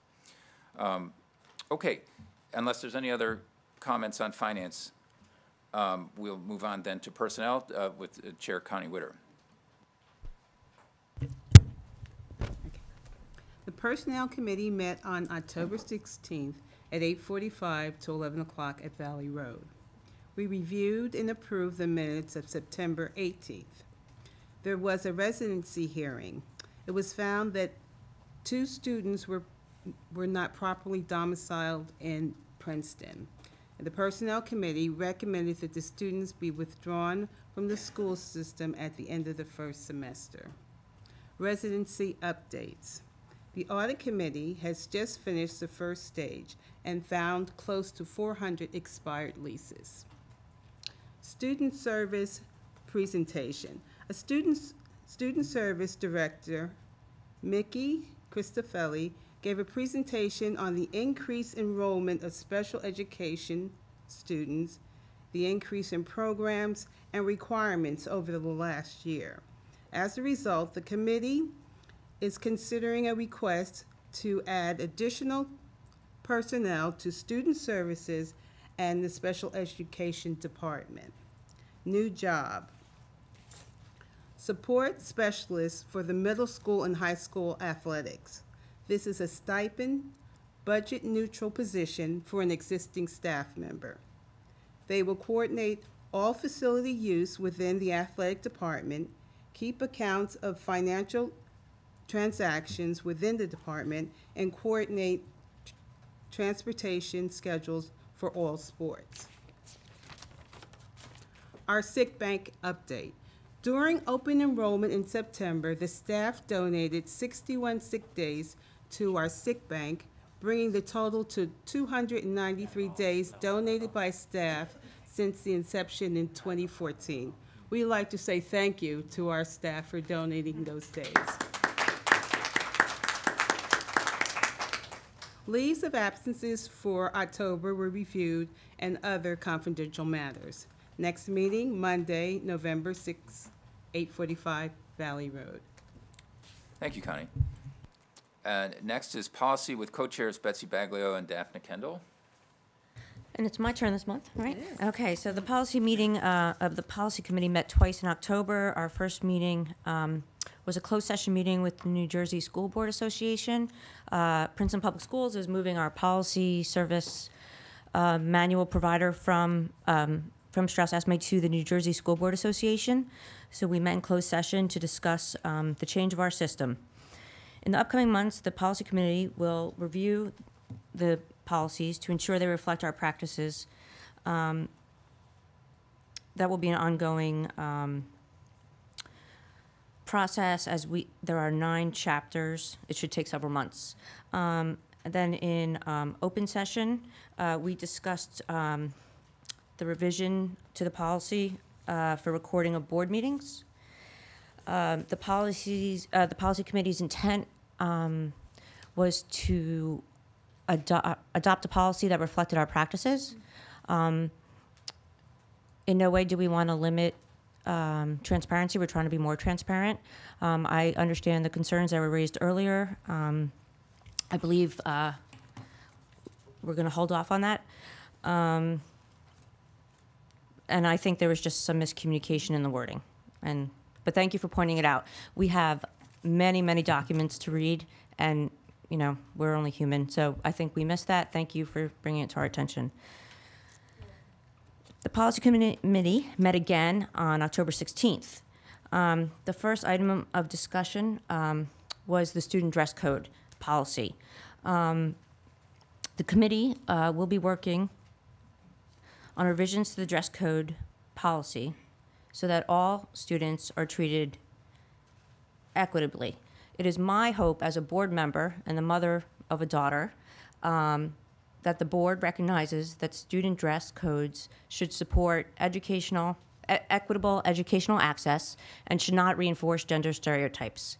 I believe that student dress codes and administrative enforcement should not reinforce or increase marginalization or oppression of any group based on race, gender, ethnicity, religion, sexual orientation, household income, gender identity, or cultural observance. I hope that we can pass a policy that states that our values as a board are that all students should be able to dress comfortably for school without fear of or actual unnecessary discipline or body shaming, that all students and staff should understand that they are responsible for managing their own personal distractions without regulating individual students' clothing and self-expression. I hope our values state that teachers should focus on teaching without the additional and often uncomfortable burden of dress code enforcement. I believe that, and I hope my board joins me, that students should not face unnecessary barriers to school attendance. And finally, I hope our policy reflects that the reasons for conflict and inconsistent discipline should be minimized whenever possible. We had hoped to have a revised draft of this policy on the agenda for first reading, but sometimes there aren't enough hours in the day, and so hopefully we will address this and have a policy for first reading on the agenda for our November meeting. Next, on for our first reading tonight, you'll notice that we have a policy entitled Field Trips, and I just have to find it.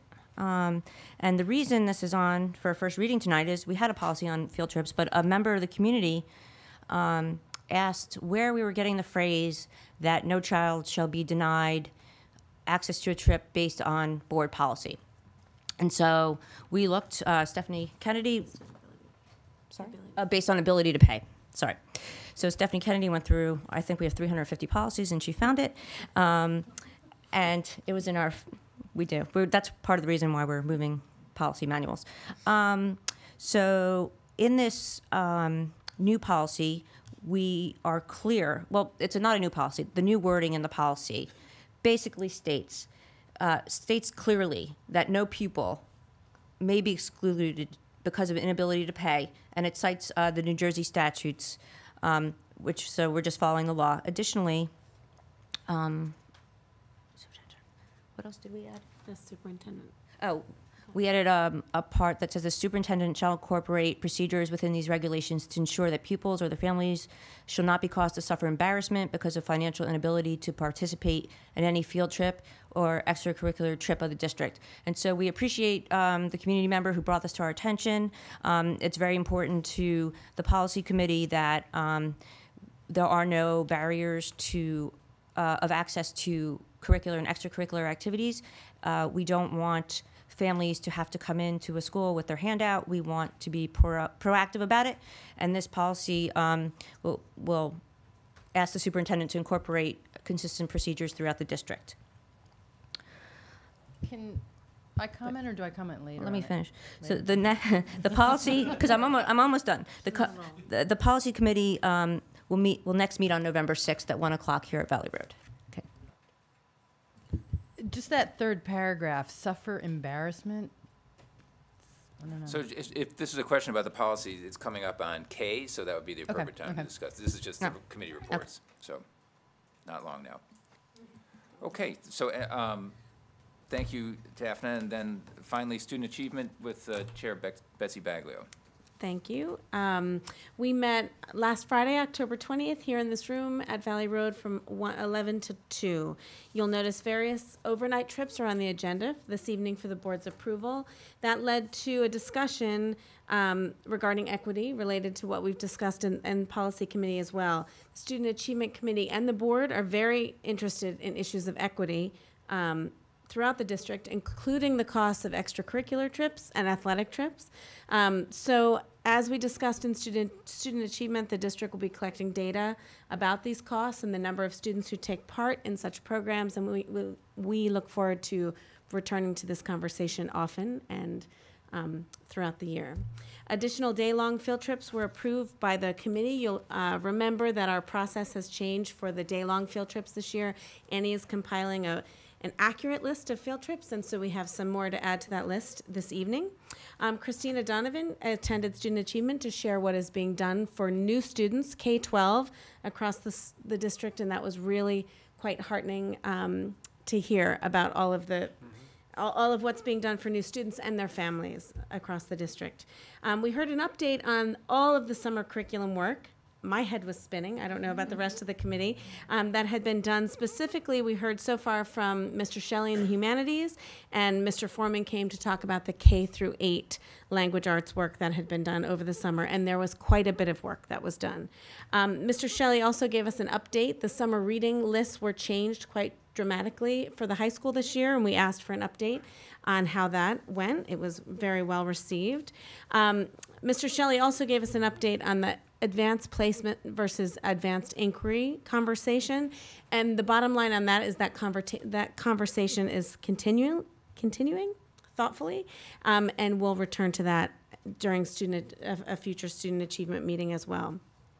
For old and new business, Annie shared with us what was done on the October 9th Professional Development Day. Again, a lot was happening in the district on that day when our students were home and our teachers were in the buildings. As Steve shared, we did talk quite extensively again about the 2018-19 calendar, and we're happy that's up for a first reading. We did talk at some length about potential school day start times and talked about 2 different possibilities for those for the 2018-19 school year. That conversation is also continuing. And the topic of equity, as I said, is on our agenda. We didn't quite get to the conversation that we wanted to have for that. We ran out of time. That is first on the agenda for November 3rd. So we will meet twice in November for student achievement on November 3rd and 17th, both Fridays at 11:30 here in this room, and the public is invited and encouraged to attend. Okay, thank you, Betsy.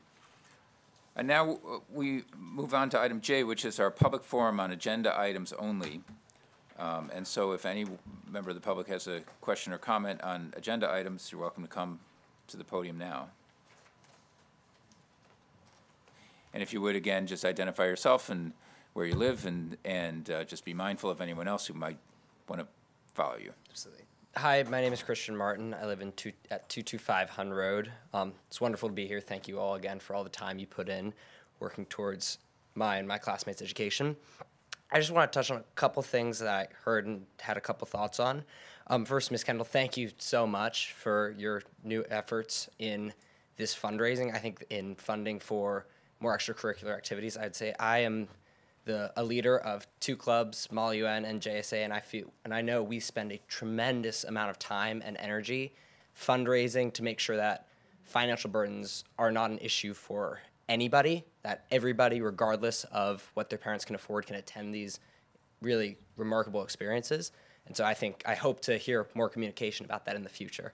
I wanted to just quickly touch on the new calendar. I think it's terrific starting earlier in the year, especially since we have that kind of AP deadline. And I know many AP teachers and many AP students, we feel kind of silly having to really, really struggle to fit all the curriculum and material in before May 5th or whatever, and then have kind of a month of doing nothing after. I do think this gives us a little... We do have the Princeton Public Library, and that's not to say we couldn't benefit from further facilities, but I hope the board keeps in mind all the incredible things the community itself has to offer. To talk about the museum school, we have an incredible art museum at the university that I wish the schools kind of linked in with the community a little more perhaps on. But thank you very much. Thank you.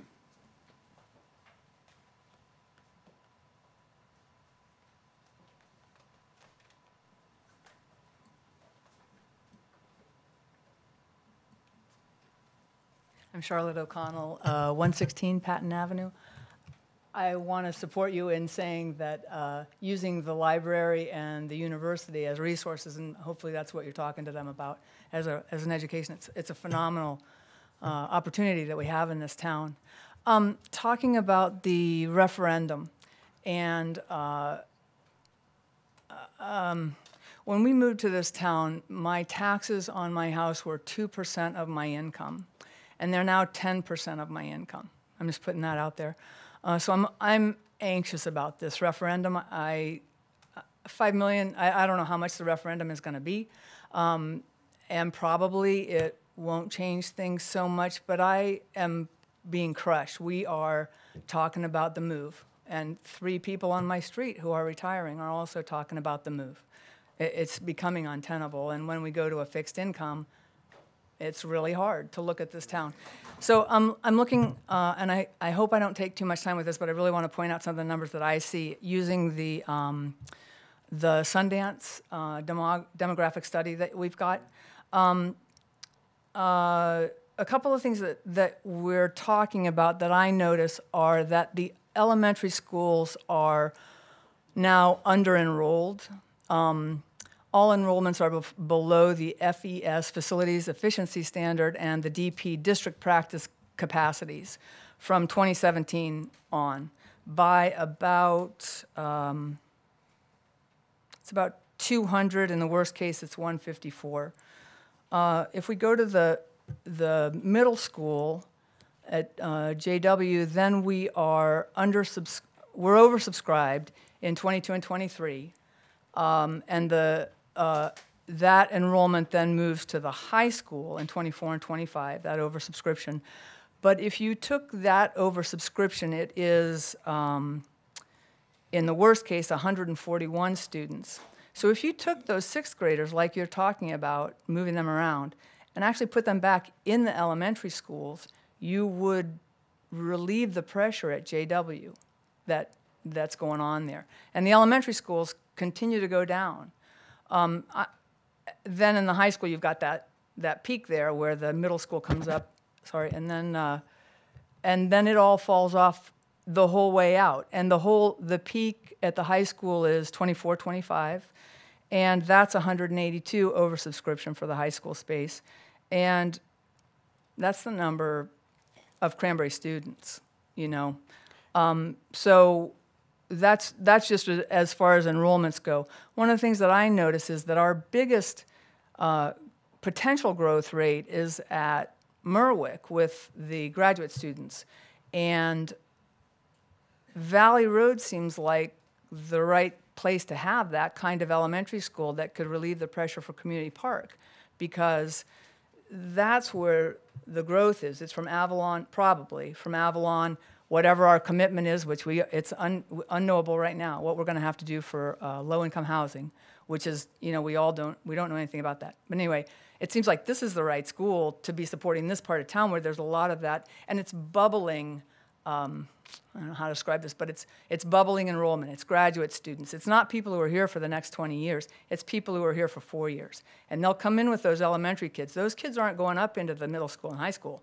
They're rolling out with the graduate students, you know, which it's great to have them, but if we look at where they're probably going to be, it's here. You know, and from what I can see, it's near Valley Road and Community Park and the schools here. And maybe they get sent to JP. I'm not sure where those kids go to school. Probably Community Park, right? The Merwick students? Merwick goes to Community Park, Stanworth goes to JP. Okay, okay. So if that's where there's, you know, Merwick's more... already built out, though. It is, and people are in it, and that's so we know how many kids are there. Absolutely. Okay, so, and all the elementary schools are still undersubscribed. A couple questions. Mm-hmm. Are you looking at what's the date of the demographic study you're looking at? This was the one. Is it the July 25th?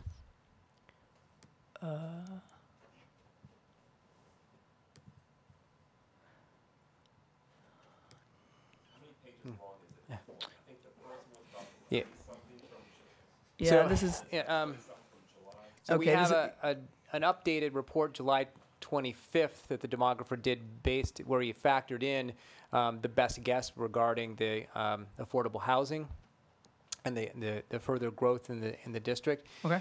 He also corrected a bit for the enrollment that we're seeing that's coming in faster than we had expected.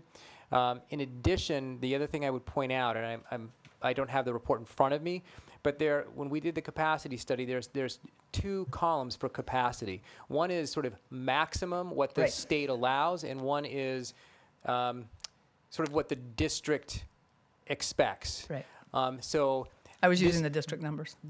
You're looking The, using the the district lower numbers? one on this, but it is the March, not the July. Okay, so I'll go the look at numbers that that. I put up on the slide are the capacity numbers that from the district column of sort of what the district expects. So it's 1424 for K through 5, and we're at 1428 based on the enrollment numbers from last week.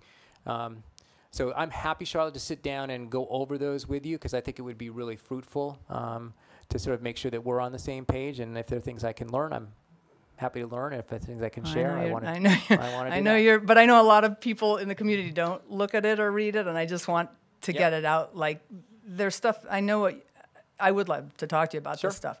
Are we going to be paying for the design as this rolls through to March? Do we have a financial commitment to get to the March plan that you can submit something to the state? Do you know what I'm asking? When you say like, Somebody's going to be doing the design between now and March. So yes. are we paying them now? I don't know if we've got that on the agenda. Did we approve that?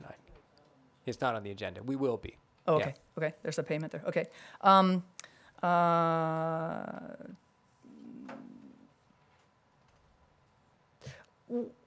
don't have my notes on this one here, but somebody suggested we need more special ed. And last spring when we went through the budget meeting, a community member said to me, and it was just kind of a funny thing, well, you know, we spend more on special ed than any other district. It's not mandated, we just spend it. So we've become a magnet district for special ed, which I found to be an interesting comment. I'm just putting it out there like, wow, if we're gonna spend so much more, and I know we talked about it last night, that we have to send kids away to other districts to get the appropriate education, whatever they need. In some cases. In some cases, but I thought, wow, that's an interesting comment that we're a magnet district for special ed because we just keep spending so much on special ed.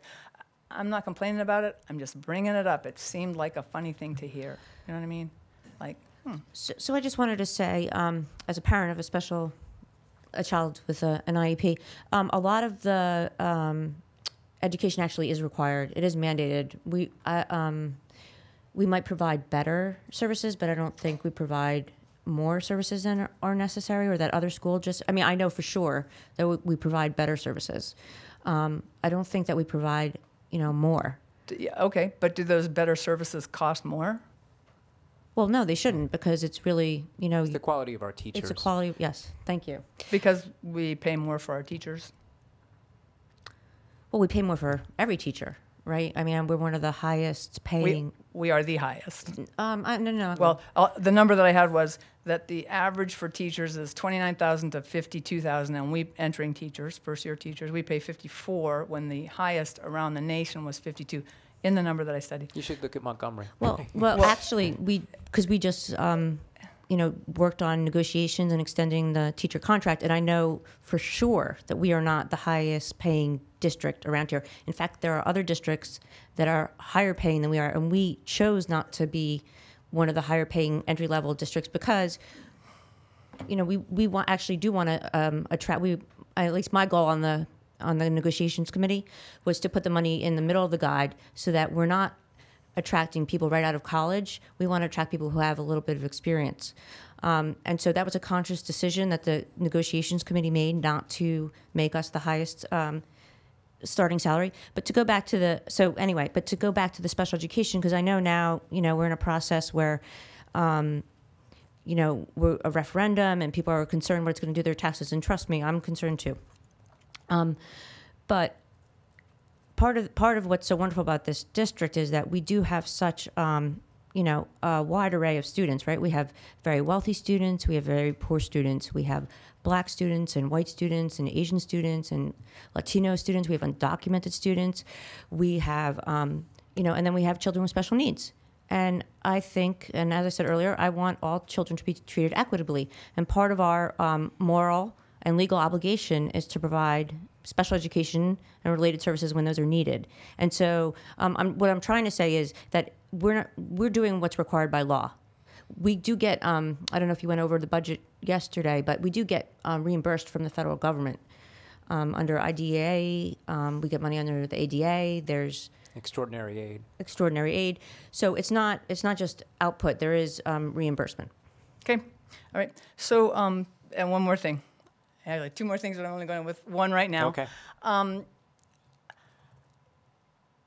My taxes pay to educate all the kids in Princeton. There are about, I'm just going to use a round number, 3,000 kids. It's not the right number, and 30,000 residents in Princeton. So 10% of the people in Princeton are half of our taxes, which is okay.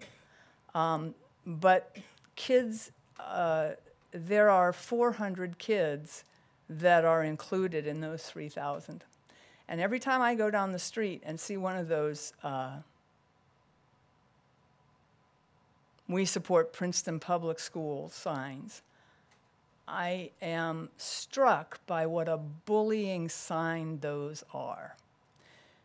There are only you've got two options in Princeton, right, that are public. You've got Princeton Public Schools and you've got Princeton Charter School.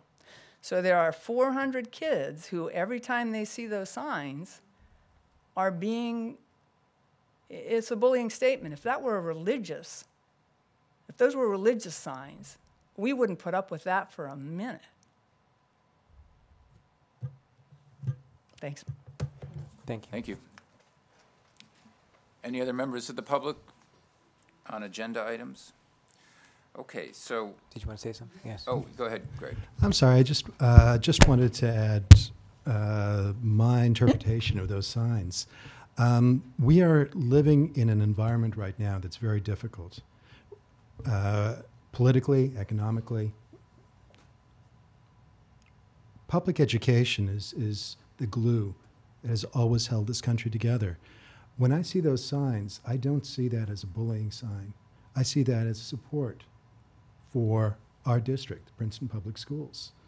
I'm sorry you see it differently, but I do want to put that out because part of that plea is also a plea to our community to think through and come together.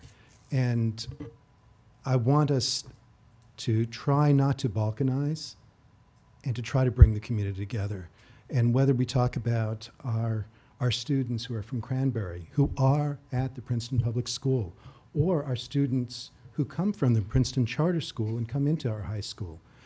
One thing I'm very, very proud of is that I serve on a board that at every step of the way has followed what our superintendent has said, which is that we treat every child and every student as our student. And I would like to invite the community to work together with us under that premise. And I think it's really important. And I don't want to hurt anybody. I don't want to cut anyone off. Daphne, you're absolutely right. Every child is important, no matter what. And it's our responsibility as a board here to protect and to defend the concept of public education. And that's what, that's what I see. And I'm sorry you don't see that the same. Thanks, Greg. I think we all agree with everything you said, and I would just second that in terms of we're all proud of, obviously, of everything that the school district does for the children. We're very proud of the special education program we have. To imply that it's somehow attracting people, I think is a little bit off. It's something that we should be proud of. And so I think I have a blue sign in my front yard, and it's because I'm very, very proud of what this town does for our kids. So with that, if we can move on, it's getting late tonight, so if we move on to item K, which is policies. And I know we had a few comments here, and just one point of order. You mentioned, Daphne, that you would like to, based on the comments from the public tonight, would like to revisit the video policy. So do we need to do that as a separate motion, or retable it, or how do we do that? I pulled it out, so it's a separate, so if you want to move it and second it, then you can discuss it. Okay. Okay, so then we just start with a motion for item K1, right? Well, for K2. Oh, for K2, okay. Because K1 is discussion only, got it. Okay, so can I have a motion for item K2?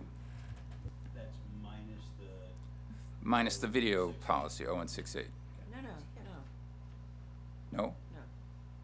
You want to comment, or you want to edit the recording one? I think what Daphne said wants is to table it, I would think. table it for next meeting. So I think we take 0168 out, or at least You we have a don't wanna just motion to that. change- I thought you just wanted to change a couple. Originally, that was the thought, that we would edit. But it may be easier to do that in a policy meeting where we can talk about it and look at a draft. I just want to be sure, you know, our intent, as I said earlier, our intent is not to not be transparent. I just want to make sure that we look at it. And like I said, I missed that too. So, sorry, do we need a motion to start discussing Yeah. these things? Oh. So, a motion Motion. on K2, I guess, to open discussion, and then we can figure what we're voting on. Wouldn't that be appropriate? Okay, so Justin and Bill. Okay, so now, if we want to discuss 0168 and potentially tabling it, I think we're in good order. The intent of the edit was, I think, it needs to be edited, what is here. So the question is, policy committee, do we want to try to edit that sentence now, or do it in person when we see the? I'd rather wait and do it at the committee. Yep. And maybe at the same time, see if there's some way, use this, see if there's some way to figure out a way to videotape during the summer, so that we have those. It may not be with microphones, because these guys spend a lot of time setting up and taking it apart. And reminding us. And yeah, and trying to get home before midnight. Right. So, Okay. so I'd rather wait and figure out if way we can change the policy to Okay. to do what we'd like to do and actually be able to do it. So let's let's continue the conversation then. So Well, I gotta, November 6th is the meeting. so then I have to edit this resolution. You have to hold a minute. So you want to you want to? So do we need These are all the- do we need a motion to? Well, because it's embedded in Okay. The consent agenda, yeah. We're in the Well, consent, okay. no, it's just, there's multiple ones in that one resolution. Can we talk about something else while you're doing that? Sure. I was gonna. And that is the first reading. So that is we welcome, yes, yeah. There's no vote on that. Yep. Right. If you could just massage somehow to suffer Microphone. Yeah. So sorry. Just that third Yep. paragraph. I don't know if you could think of some different Sure. wording, and I will think too. I Okay, don't have great. anything off the top of my head. Great. Thank you. While Stephanie's doing that, can I bring up one more thing from the policy? Daphne, you mentioned that we are switching service providers for updates to the policies. Yes. And one reason that's nice about that is it's actually a big cost savings over time. So I just thought that should be pointed out there, that you are, we're saving money doing this. Right, and we have a great rep who is very excited about policy. So it was a very good move. She likes to work under a 30-watt light bulb in a small closet and Yeah. work on policies. So. You're right, Bill. There's an upfront cost for the change, but no yearly fee. And what we pay now is an annual fee that is, I think it takes 3 years, and it, is the cost of this one change. So. And so we're getting it from the New Jersey School Board Association, which we already pay a membership fee, so this is a service that would be free going forward. A bit cheap, trying to save money. So I've removed because there's multiple second readings in that one resolution. So now it will read, approved policies 2700, service to non-public schools, 3440, 3510, and that's it. Right. And this is all part of the consent agenda. There's no vote right now, but you've No, done. it is a vote now. It is a vote now, okay. This one, because I changed. Okay. So now you can. So we have a motion, so now, any other discussion? Hearing none, then now we can vote online. Okay. Thank you. Thank you, Stephanie.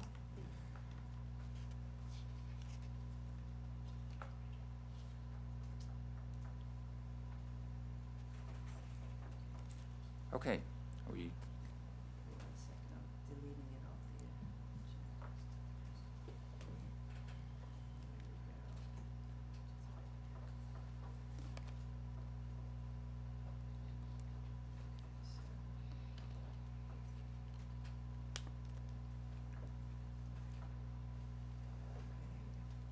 okay. So now we're on to item L, and item L1, and we'll do separate motions for each of these. So can I have a motion to open discussion on item L1? Justin, second. Connie, thank you. Okay. Connie. And I think, Lou, is this, would you like to make some comments on, at this time? Yes. Thank you. We have 5 individuals, 5 retirees who are on the agenda tonight, who have contributed approximately 93 years of service to the district. And I just want to take the time to, extend some thanks to them and talk a little bit about them. The first one is Paul Skalka.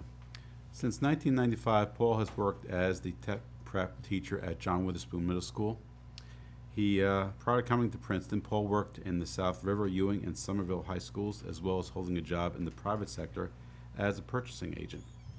He's also served as the morning club advisor, drama set designer, and mentor coordinator, to name a few of his school-wide roles. Recently, he also organized the John Witherspoon Regatta, which for the last years has been a huge success as students try to navigate their constructed boats in the John Witherspoon pool. Also, for those who saw the recent set design of last year's fall play, Charlotte's Web, and the school musical Beauty and the Beast, his craftsmanship, which is first-rate, speaks volumes. Paul is a gifted storyteller and communicates the importance of learning each day with the students, and students have often communicated that Mr. Skalka's zeal and his passion have brought out their love of learning over the years. Thank you, Paul. Marleen Brotman has worked as a speech and language therapist at Community Park since September of 2005. Prior to coming to Princeton, she worked with adults in Princeton, Lawrence, and Mercerville nursing homes, assisting them with speech therapy. She did her student teaching in Boston and then was hired in the Lawrenceville School District, where she assisted children with speech and language impairments. Ms. Brotman, in addition to the contributions she has made at Community Park, has been perceived by students and their parents as a caring and exuding a genuine warmth and highly sensitive to each student as an individual. For those who know her, Mrs. Brotman's spoken and written language is expressive, and she finds opportunities to extend students' vocabularies, both within speech therapy and for more general everyday use every day. And we thank you, Marleen, for everything you've done. Olga Sharma has started with the district 24 years ago in 1993 as a social worker, and spent her time working with students and their families at Community Park and Johnson Park Elementary Schools. Prior to coming to Princeton, Mrs. Sharma honed her social worker skills at Trenton Psychiatric Hospital, the YWCA of Philadelphia, Trenton Neighborhood Health Center, the Curry Food Consulting Group in Linden, and also in private practice. She continues to be an advocate for student programming in the least restrictive environment. Olga continues to be an advocate for Hispanic students in the general education environment. She has been an invaluable resource to countless families as they pursue community support services. Mrs. Sharma has always been sensitive to family stress and issues impacting a family's ability to process and fully understand the learning issues and program planned for their child. In short, in addition to being a tireless advocate for students and their families, her experience and knowledge about child development and wellness is respected not only by her peers in the district, but by also those who are in her profession worldwide. Our next retiree, or future retiree, is Carol McGrath. Carol has worked as a special education teacher in the district since September of 2006, first at the high school and then at John Witherspoon. Prior to coming to Princeton, She worked in the Trenton, Hamilton, and Robbinsville school districts. She also served as the head coach of the Hamilton Boys High School swim team and is a lifelong swimmer herself, something I have in common with her. She has competed in the Lake Tahoe Relay, the Golden Gate Open Water, and the Women's English Channel Relay, to name a few. Ms. McGrath has always held high expectations for her students, encouraging them to do their best while providing them with the support they need to demonstrate success. She is a caring teacher who makes it a point to communicate with families regularly, and over the years she has created a warm and supportive classroom environment and has participated in many activities with students and staff at John Witherspoon. And the last future retiree for tonight is Fred Hochschild. Fred began his career as a mathematics teacher at Princeton High School in September of 1996. He came to the district from the Bordentown, East Windsor, and Trenton School District, as well as Notre Dame High School. He also taught at the University of Iowa and Rutgers University and has worked as an income tax preparer over the years. He has also served as an advisor to various student groups, including supervising the Math League team, which has won numerous accolades over the years. More importantly, in 2001, 2002, and 2007, he received the Teacher Recognition Award from the Presidential Scholars Program. Students receiving recognition as Presidential Scholars are asked to name a teacher who has been especially influential in their development. Being named once is an honor, but Fred has three-peated in this category. It is a remarkable recognition and a great honor to change a student's life. We will miss his quick wit, his strong content knowledge, and his sense of humor. Students, however, will miss a teacher they all acknowledge as one of the very best at our high school. So for all these 5 retirees, we wish them well in their retirements. We thank them and appreciate their contributions of service to the students, staff, parents, and the entire Princeton community. Well done.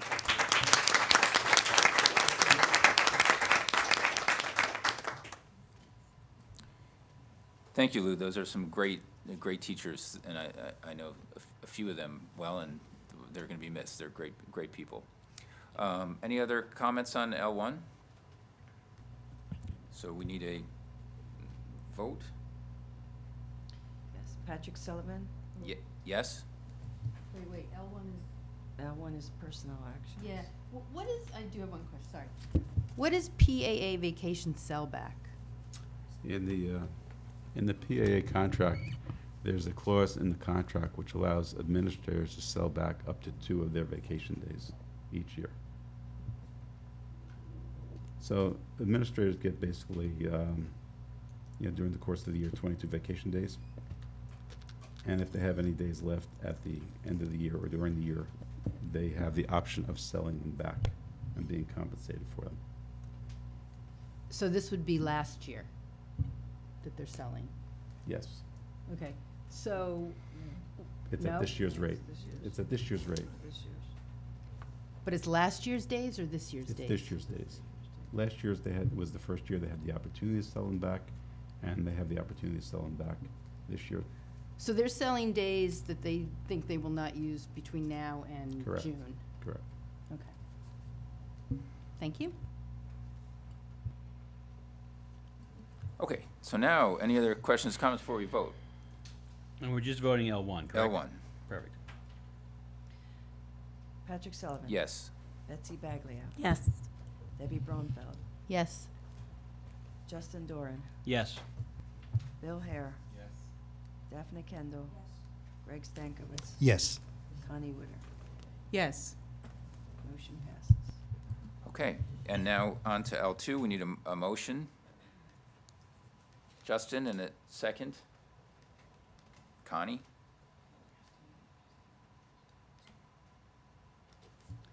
Is there any discussion? As soon as Stephanie logs it in, we're good to go. Justin, Connie. Okay, any discussion on L2? Yeah, I just have a question. So is this, this is just now being posted, or have we received any number of applicants for this position? I guess, is it a salaried position? Oh, sorry, Lou. That's okay, Justin. No, it hasn't been posted. It's waiting for board approval first. It's a stipended position, and it's going to assist both our facilities and athletics department in the various job responsibilities. And as I said before, it'll probably be for an existing staff member. For an existing staff Yeah. member, okay. Yes. All right. And Yeah. it is budget neutral. Yes. Budget neutral, great. Oh, I think it's awesome. I mean, but the athletic director is working a lot, so it needs some help. So that is perfect. Good. Any other questions or comments on L2? And this is consent, not, this is consent, correct, Stephanie? Well, I just changed it. You just changed it, okay. Because Well, you had said it was, so I changed it. I can change it back to consent, though. all right. And L3 is going to be a vote, correct? I'll let you do one thing at a time.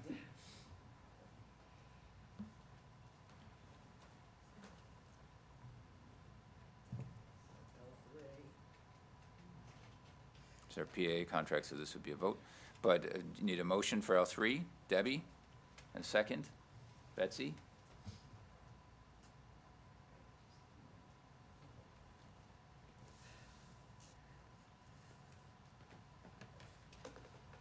Okay. Debbie and Betsy. Any comments on L3? Well, I'll just speak for L3 is approving the ratification of the PAA agreement through 2020. And as part of the negotiating committee, I just want to thank the PAA representatives for just the professionalism and desire to quickly move on from this. And it was just great. I don't know what they had a problem with all these negotiations. They're just going right through. But seriously, it was a pleasure. Good, I'd second that. We're all very proud of our labor negotiations, and I chalk it up to the leadership of this board, and especially the leadership of Steve Cochran. It's a welcome change, and we're very happy with that we can vote on this tonight. And we have an administrative team that's worth every penny, and I'm very proud of them. Good. Okay, so this is again a roll call vote? Okay. Okay, Patrick Sullivan. Yes. Betsy Baglia. Yes. Debbie Bronfeld. Yes. Justin Doran. Yes. Bill Hare. Yes. Daphne Kendall. Yes. Greg Stankiewicz. Yes. And Connie Witter. Yes. Okay, motion passes. Thank you. Okay, now on to item M, curriculum and instruction. Just a, oh, did something bad happen? Stephanie. All good? Okay. Okay. So on to item M, we need a motion for all of item M, correct? So just a motion and a second, please. Oh, no, you have to do it all at once. You can just talk about the topics. Sorry, I don't understand. Do you, Okay, so when they're all action consent, you just do one motion for everything. for M1, all the cons- 1 through, oh. Yes, that's what I said, M1, all of item M, right? We need a motion, though. You mean all the action? All of the actions. Oh, M through the end? Yes. Okay, Yeah. fine, even better. So a motion for all the rest of the items. Justin, and a second. Oh, Connie, there we are, okay. So any questions or comments on Justin and Connie? Any questions or comments on basically the rest of the agenda items? I have a question on N2. Is the year 2016 to 2017, or is it supposed to be 17 to 18?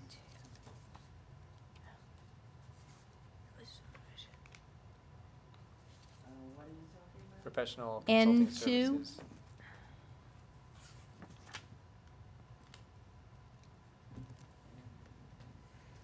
It's That was revised, yes, it was 16, 17. Okay. Okay. Thanks.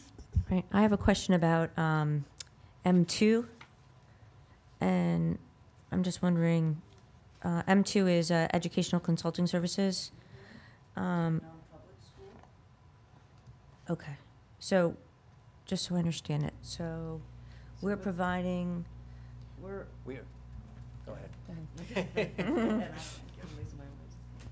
Some of our federal grant money flows through us to non-public schools. So we consult with the non-publics.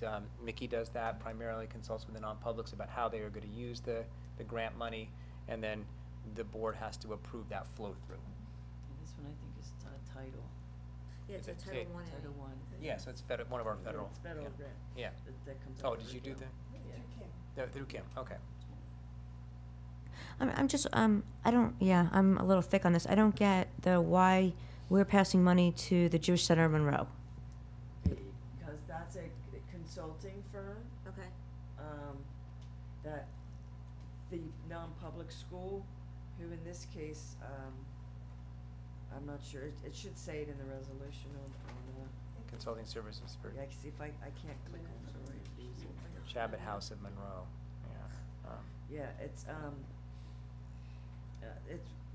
you know what private school it is? Yeah, it's right here, it's right in there. Yeah, but I can't pull it up right It's now. Chabad Jewish Center of Monroe. No. That's who the vendor is. Okay. There's a non-public Cheddar- school requesting Menachem. Cheddar Menachem. Yeah. So we must have Princeton students who were there. I believe we have 2 or 3 students there. I think it's 3. Two- It's one family. Oh, okay, so is this a case where we have students who, parents who chose to send their students to this district and they need extra services, and this is what we're doing? Correct. Okay. Yes. Basic skill services. Yeah. Okay. I just want to, anytime, the religious aspect of it, I just want to be sure I understand it. Thank you. Okay, any other questions or comments? So then, do we need a motion for P1 as the consent vote? Oh, so wait, we went all the way to O? We're going through, through O to P, so we already did P, I guess, so P So as wait. a consent item. So you have more questions, Debbie, before we vote? Is that right? Yeah. Okay. So for 05, are these numbers then going to be in the budget in March? There was a lot on maintenance and things for 05? Right. So this is like so are we allowed to then look at these numbers again in March in the budget? Oh, yeah, that's just an estimate. Right. Yes.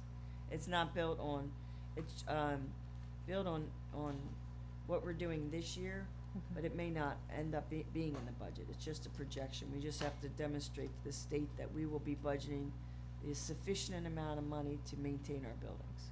Okay, thanks. Stephanie, who is Frontline Technologies? Oh, it's,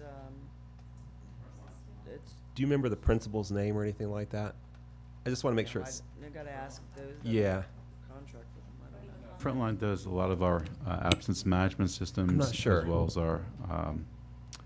our professional development. It's not just a one-man company? No. Okay, then it's somebody else. Okay. Can I just make one comment about M3? I think it's worth the board noting that we're approving an educational consultant to conduct an equity audit on culture and curriculum for our district, and I'm very excited about bringing in this person who has worked with some of our administrative team over the summer and knows our district and has 20 years of experience in doing equity work at public school districts throughout the country, and she will be coming in to conduct a survey of students, staff, and families to take a look at our curriculum, to do focus groups with members of the community, to look at data around race and culture in our school district, and to write a report that gives us a sense of our strengths and areas that we can enhance. And so we're eager to move ahead with that as sort of providing some of the data that the board has requested around issues of race, culture, and equity in the Princeton Public Schools. So I just want to be clear, and thank you for pointing that out. So, so race, culture, does that include religion? It could as part of culture, yes. Okay. Yes. And then equity. You and I discussed this. That doesn't include special education. It might include special education in terms of perhaps disproportional classification of students of color. So it could come up in that context. But the equity survey isn't going to specifically address the 550 students who have It's IEPs. it's looking at issues of race and culture. Race and culture. I mean, certainly equity embraces the learning differences and the special needs students that we have in the district, but the focus of this work is really to give us understanding of the race culture issues that we want to be able to address. Okay, thank you. Okay, any other questions or comments before we vote? Okay, the vote's on the screen.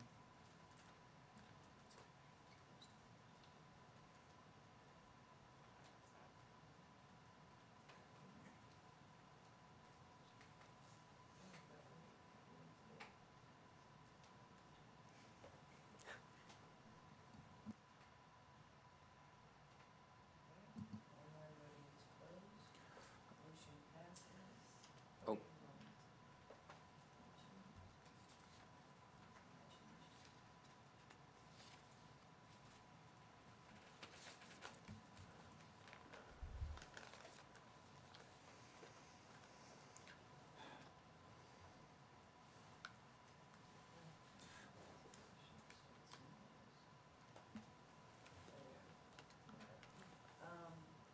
Just so you know, the O,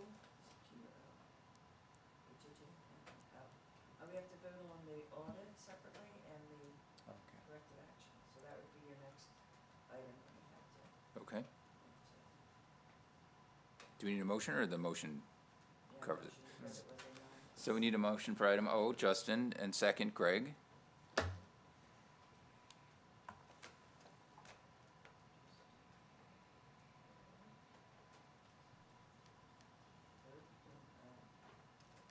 can vote it online, which is fine. Just was because it was the audit, I didn't want it to go into the consent. Okay.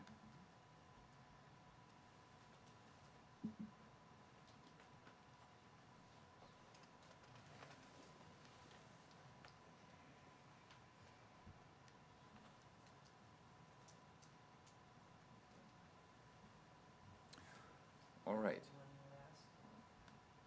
And what is that? That's the O2. O2. Which is just the corrective action on the two items that were in the audit, one related to. And we don't need a separate motion for that, or we do? Yeah. We do? Yeah. Okay, so a motion for O2, please. Greg and second, Debbie. And I would just like to echo Greg's comments of earlier. Stephanie, it's really a testament to your ability that we have two minor issues that need to be corrected, and I'm sure they will be. Yeah, we talked about it last time. The school food service one is already underway, being corrected, and that was more of a Nutra food. What is there? NutriServe. Yeah, New requirement, federal yeah. requirement. Yeah.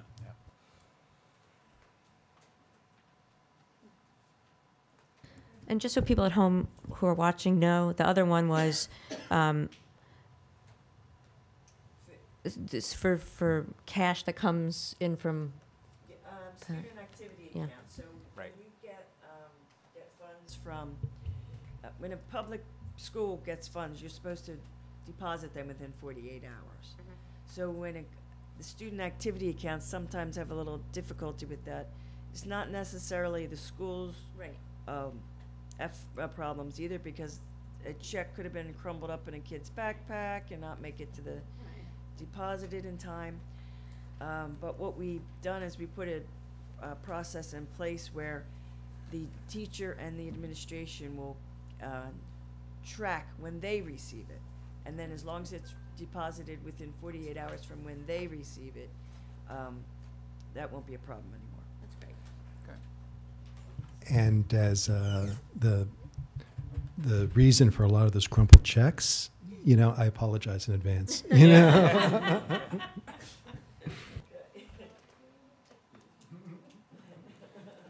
Okay, so now we're on to item Q, which is, I voted, so I thought we were done. Voted a long time ago. We appreciate Yeah. your desire to move the Yeah. process along ago.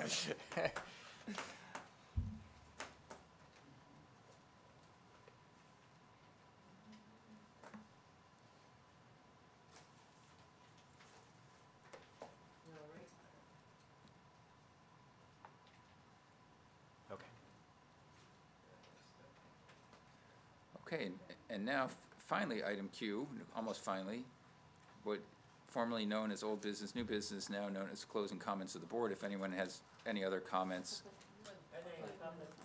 And of course, another public comment after that. Yeah. So that's Yeah. that's item R. Yeah. So Q is for us and R is for everyone else. So No, the other way around. Q is for the public. sorry, on mine, I'm not arguing with you guys, but on mine, Q is closing comments of the board and R is public comment. No, on my online copy. Look at mine. Ours is opposite. Yeah. Okay. So in that case, I'll take all your word for it that my computer is different than yours. So any comments from the public now on any topic whatsoever? I see a puzzle here or a object that I have a feeling I know where it came from, but. And thank you. Sorry, I forgot to say two things that weren't related. I really want to thank Stephanie for a phenomenal job. You know, I'm the cynic, and really, you do a great job. And to have this so organized and so correct all the time is really, really great. It's incredible. I thank you for that. It's wonderful. And the second thing is, I heard that NPR statement or the article about kids who can't stay or don't stay in school because of a laundry issue. I volunteer, my husband may disagree with this, but I volunteer to contribute a washer and dryer to this district for the people who need laundry services. You can put it whatever school you want to. I'll pay for them both so you can start it now, because it was an astonishing, really heart-rending thought to me that kids won't go to school because their clothes aren't clean. I'll pay for a washer and dryer any school you want. You just figure that one out. Thank you. Thank you.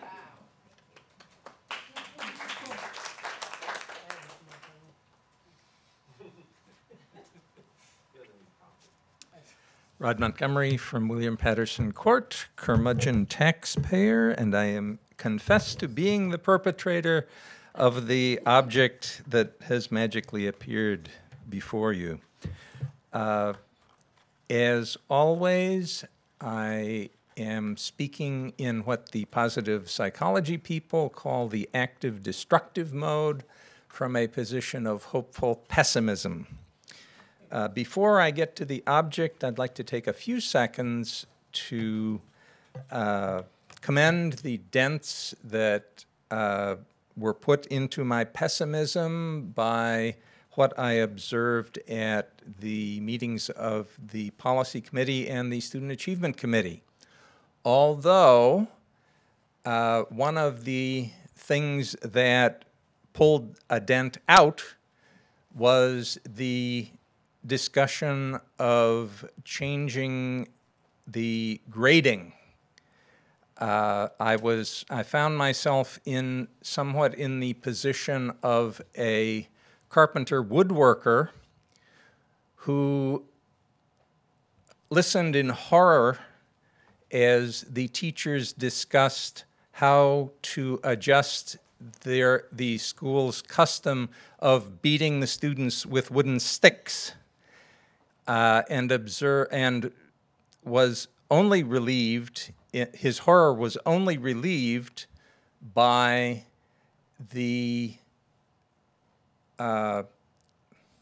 seeing that the teachers of carpentry and woodworking proposed abolishing the tradition of beating students with sticks completely. So it is my impression that only the math teachers are contemplating eliminating grades entirely. So maybe I'll get to say more about that in the future. To the object. Again, I have a confession that the object is woefully incomplete. I lost track of the fact that I was building something, in particular, building a physical object whose shape is similar to the shape of a pyramid. So Cheops's law applies with a vengeance. It always takes longer and costs more. So I neglected to label the object with its proper provenance, which is that the object is a representation of the system of profound knowledge formulated and taught by the late W. Edwards Deming. The system, many people use a flat representation of the system of profound knowledge, which has four, I call them facets, Deming called them parts, but I prefer the three-dimensional tetrahedron representation because it accurately depicts that all four of the facets interact, each of the four facets interacts with each of the other three. It's laid out. Okay, the facets are appreciation for a system, psychology, theory of variation, and theory of knowledge. I won't go any further tonight. In the future, I'll elaborate on each of them and on their interactions. What I will do tonight is share with you that David Langford, who is arguably Deming's principal heir in teaching Deming's approaches within education, especially pre-K through 12 education. David Langford reports that Deming, toward the end of his life, was very interested in brain science. Langford believes that Deming would have added brain science as a fifth component of the system of profound knowledge had Deming lived much longer. So Langford uses the five-fingered hand as the representation of the system of profound knowledge, adding the fifth component, which is brain science. I'm sorry, I was very struck with my own enthusiasm for my own favorite representation, so I chose to add brain science to the tetrahedral representation in a different way, putting it at the center.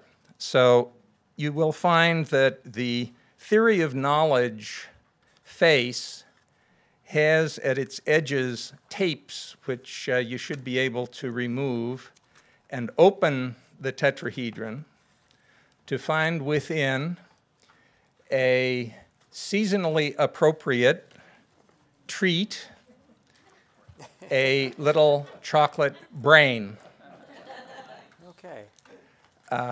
Which I bought over the internet from a little chocolatier in the state of Washington. And it came with the little warning that I replicated attached to the little chocolate brain about they are afraid that there may be some peanut or tree nut or soy or dairy. Thank you. I didn't keep one for myself here.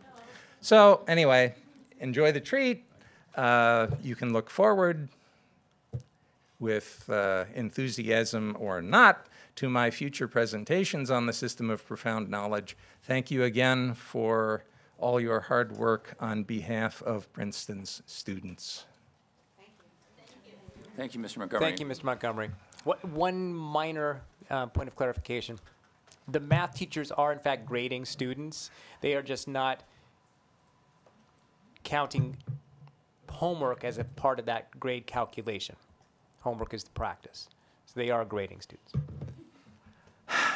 I'm disappointed. I misremembered what I heard. I'll take what I can get. Maybe. Thank Got you. to start somewhere, the right? dent is back. Yeah. Okay. Any other questions or comments from the audience? Okay. Well, I think that leads us to what is actually item R, closing comments of the board.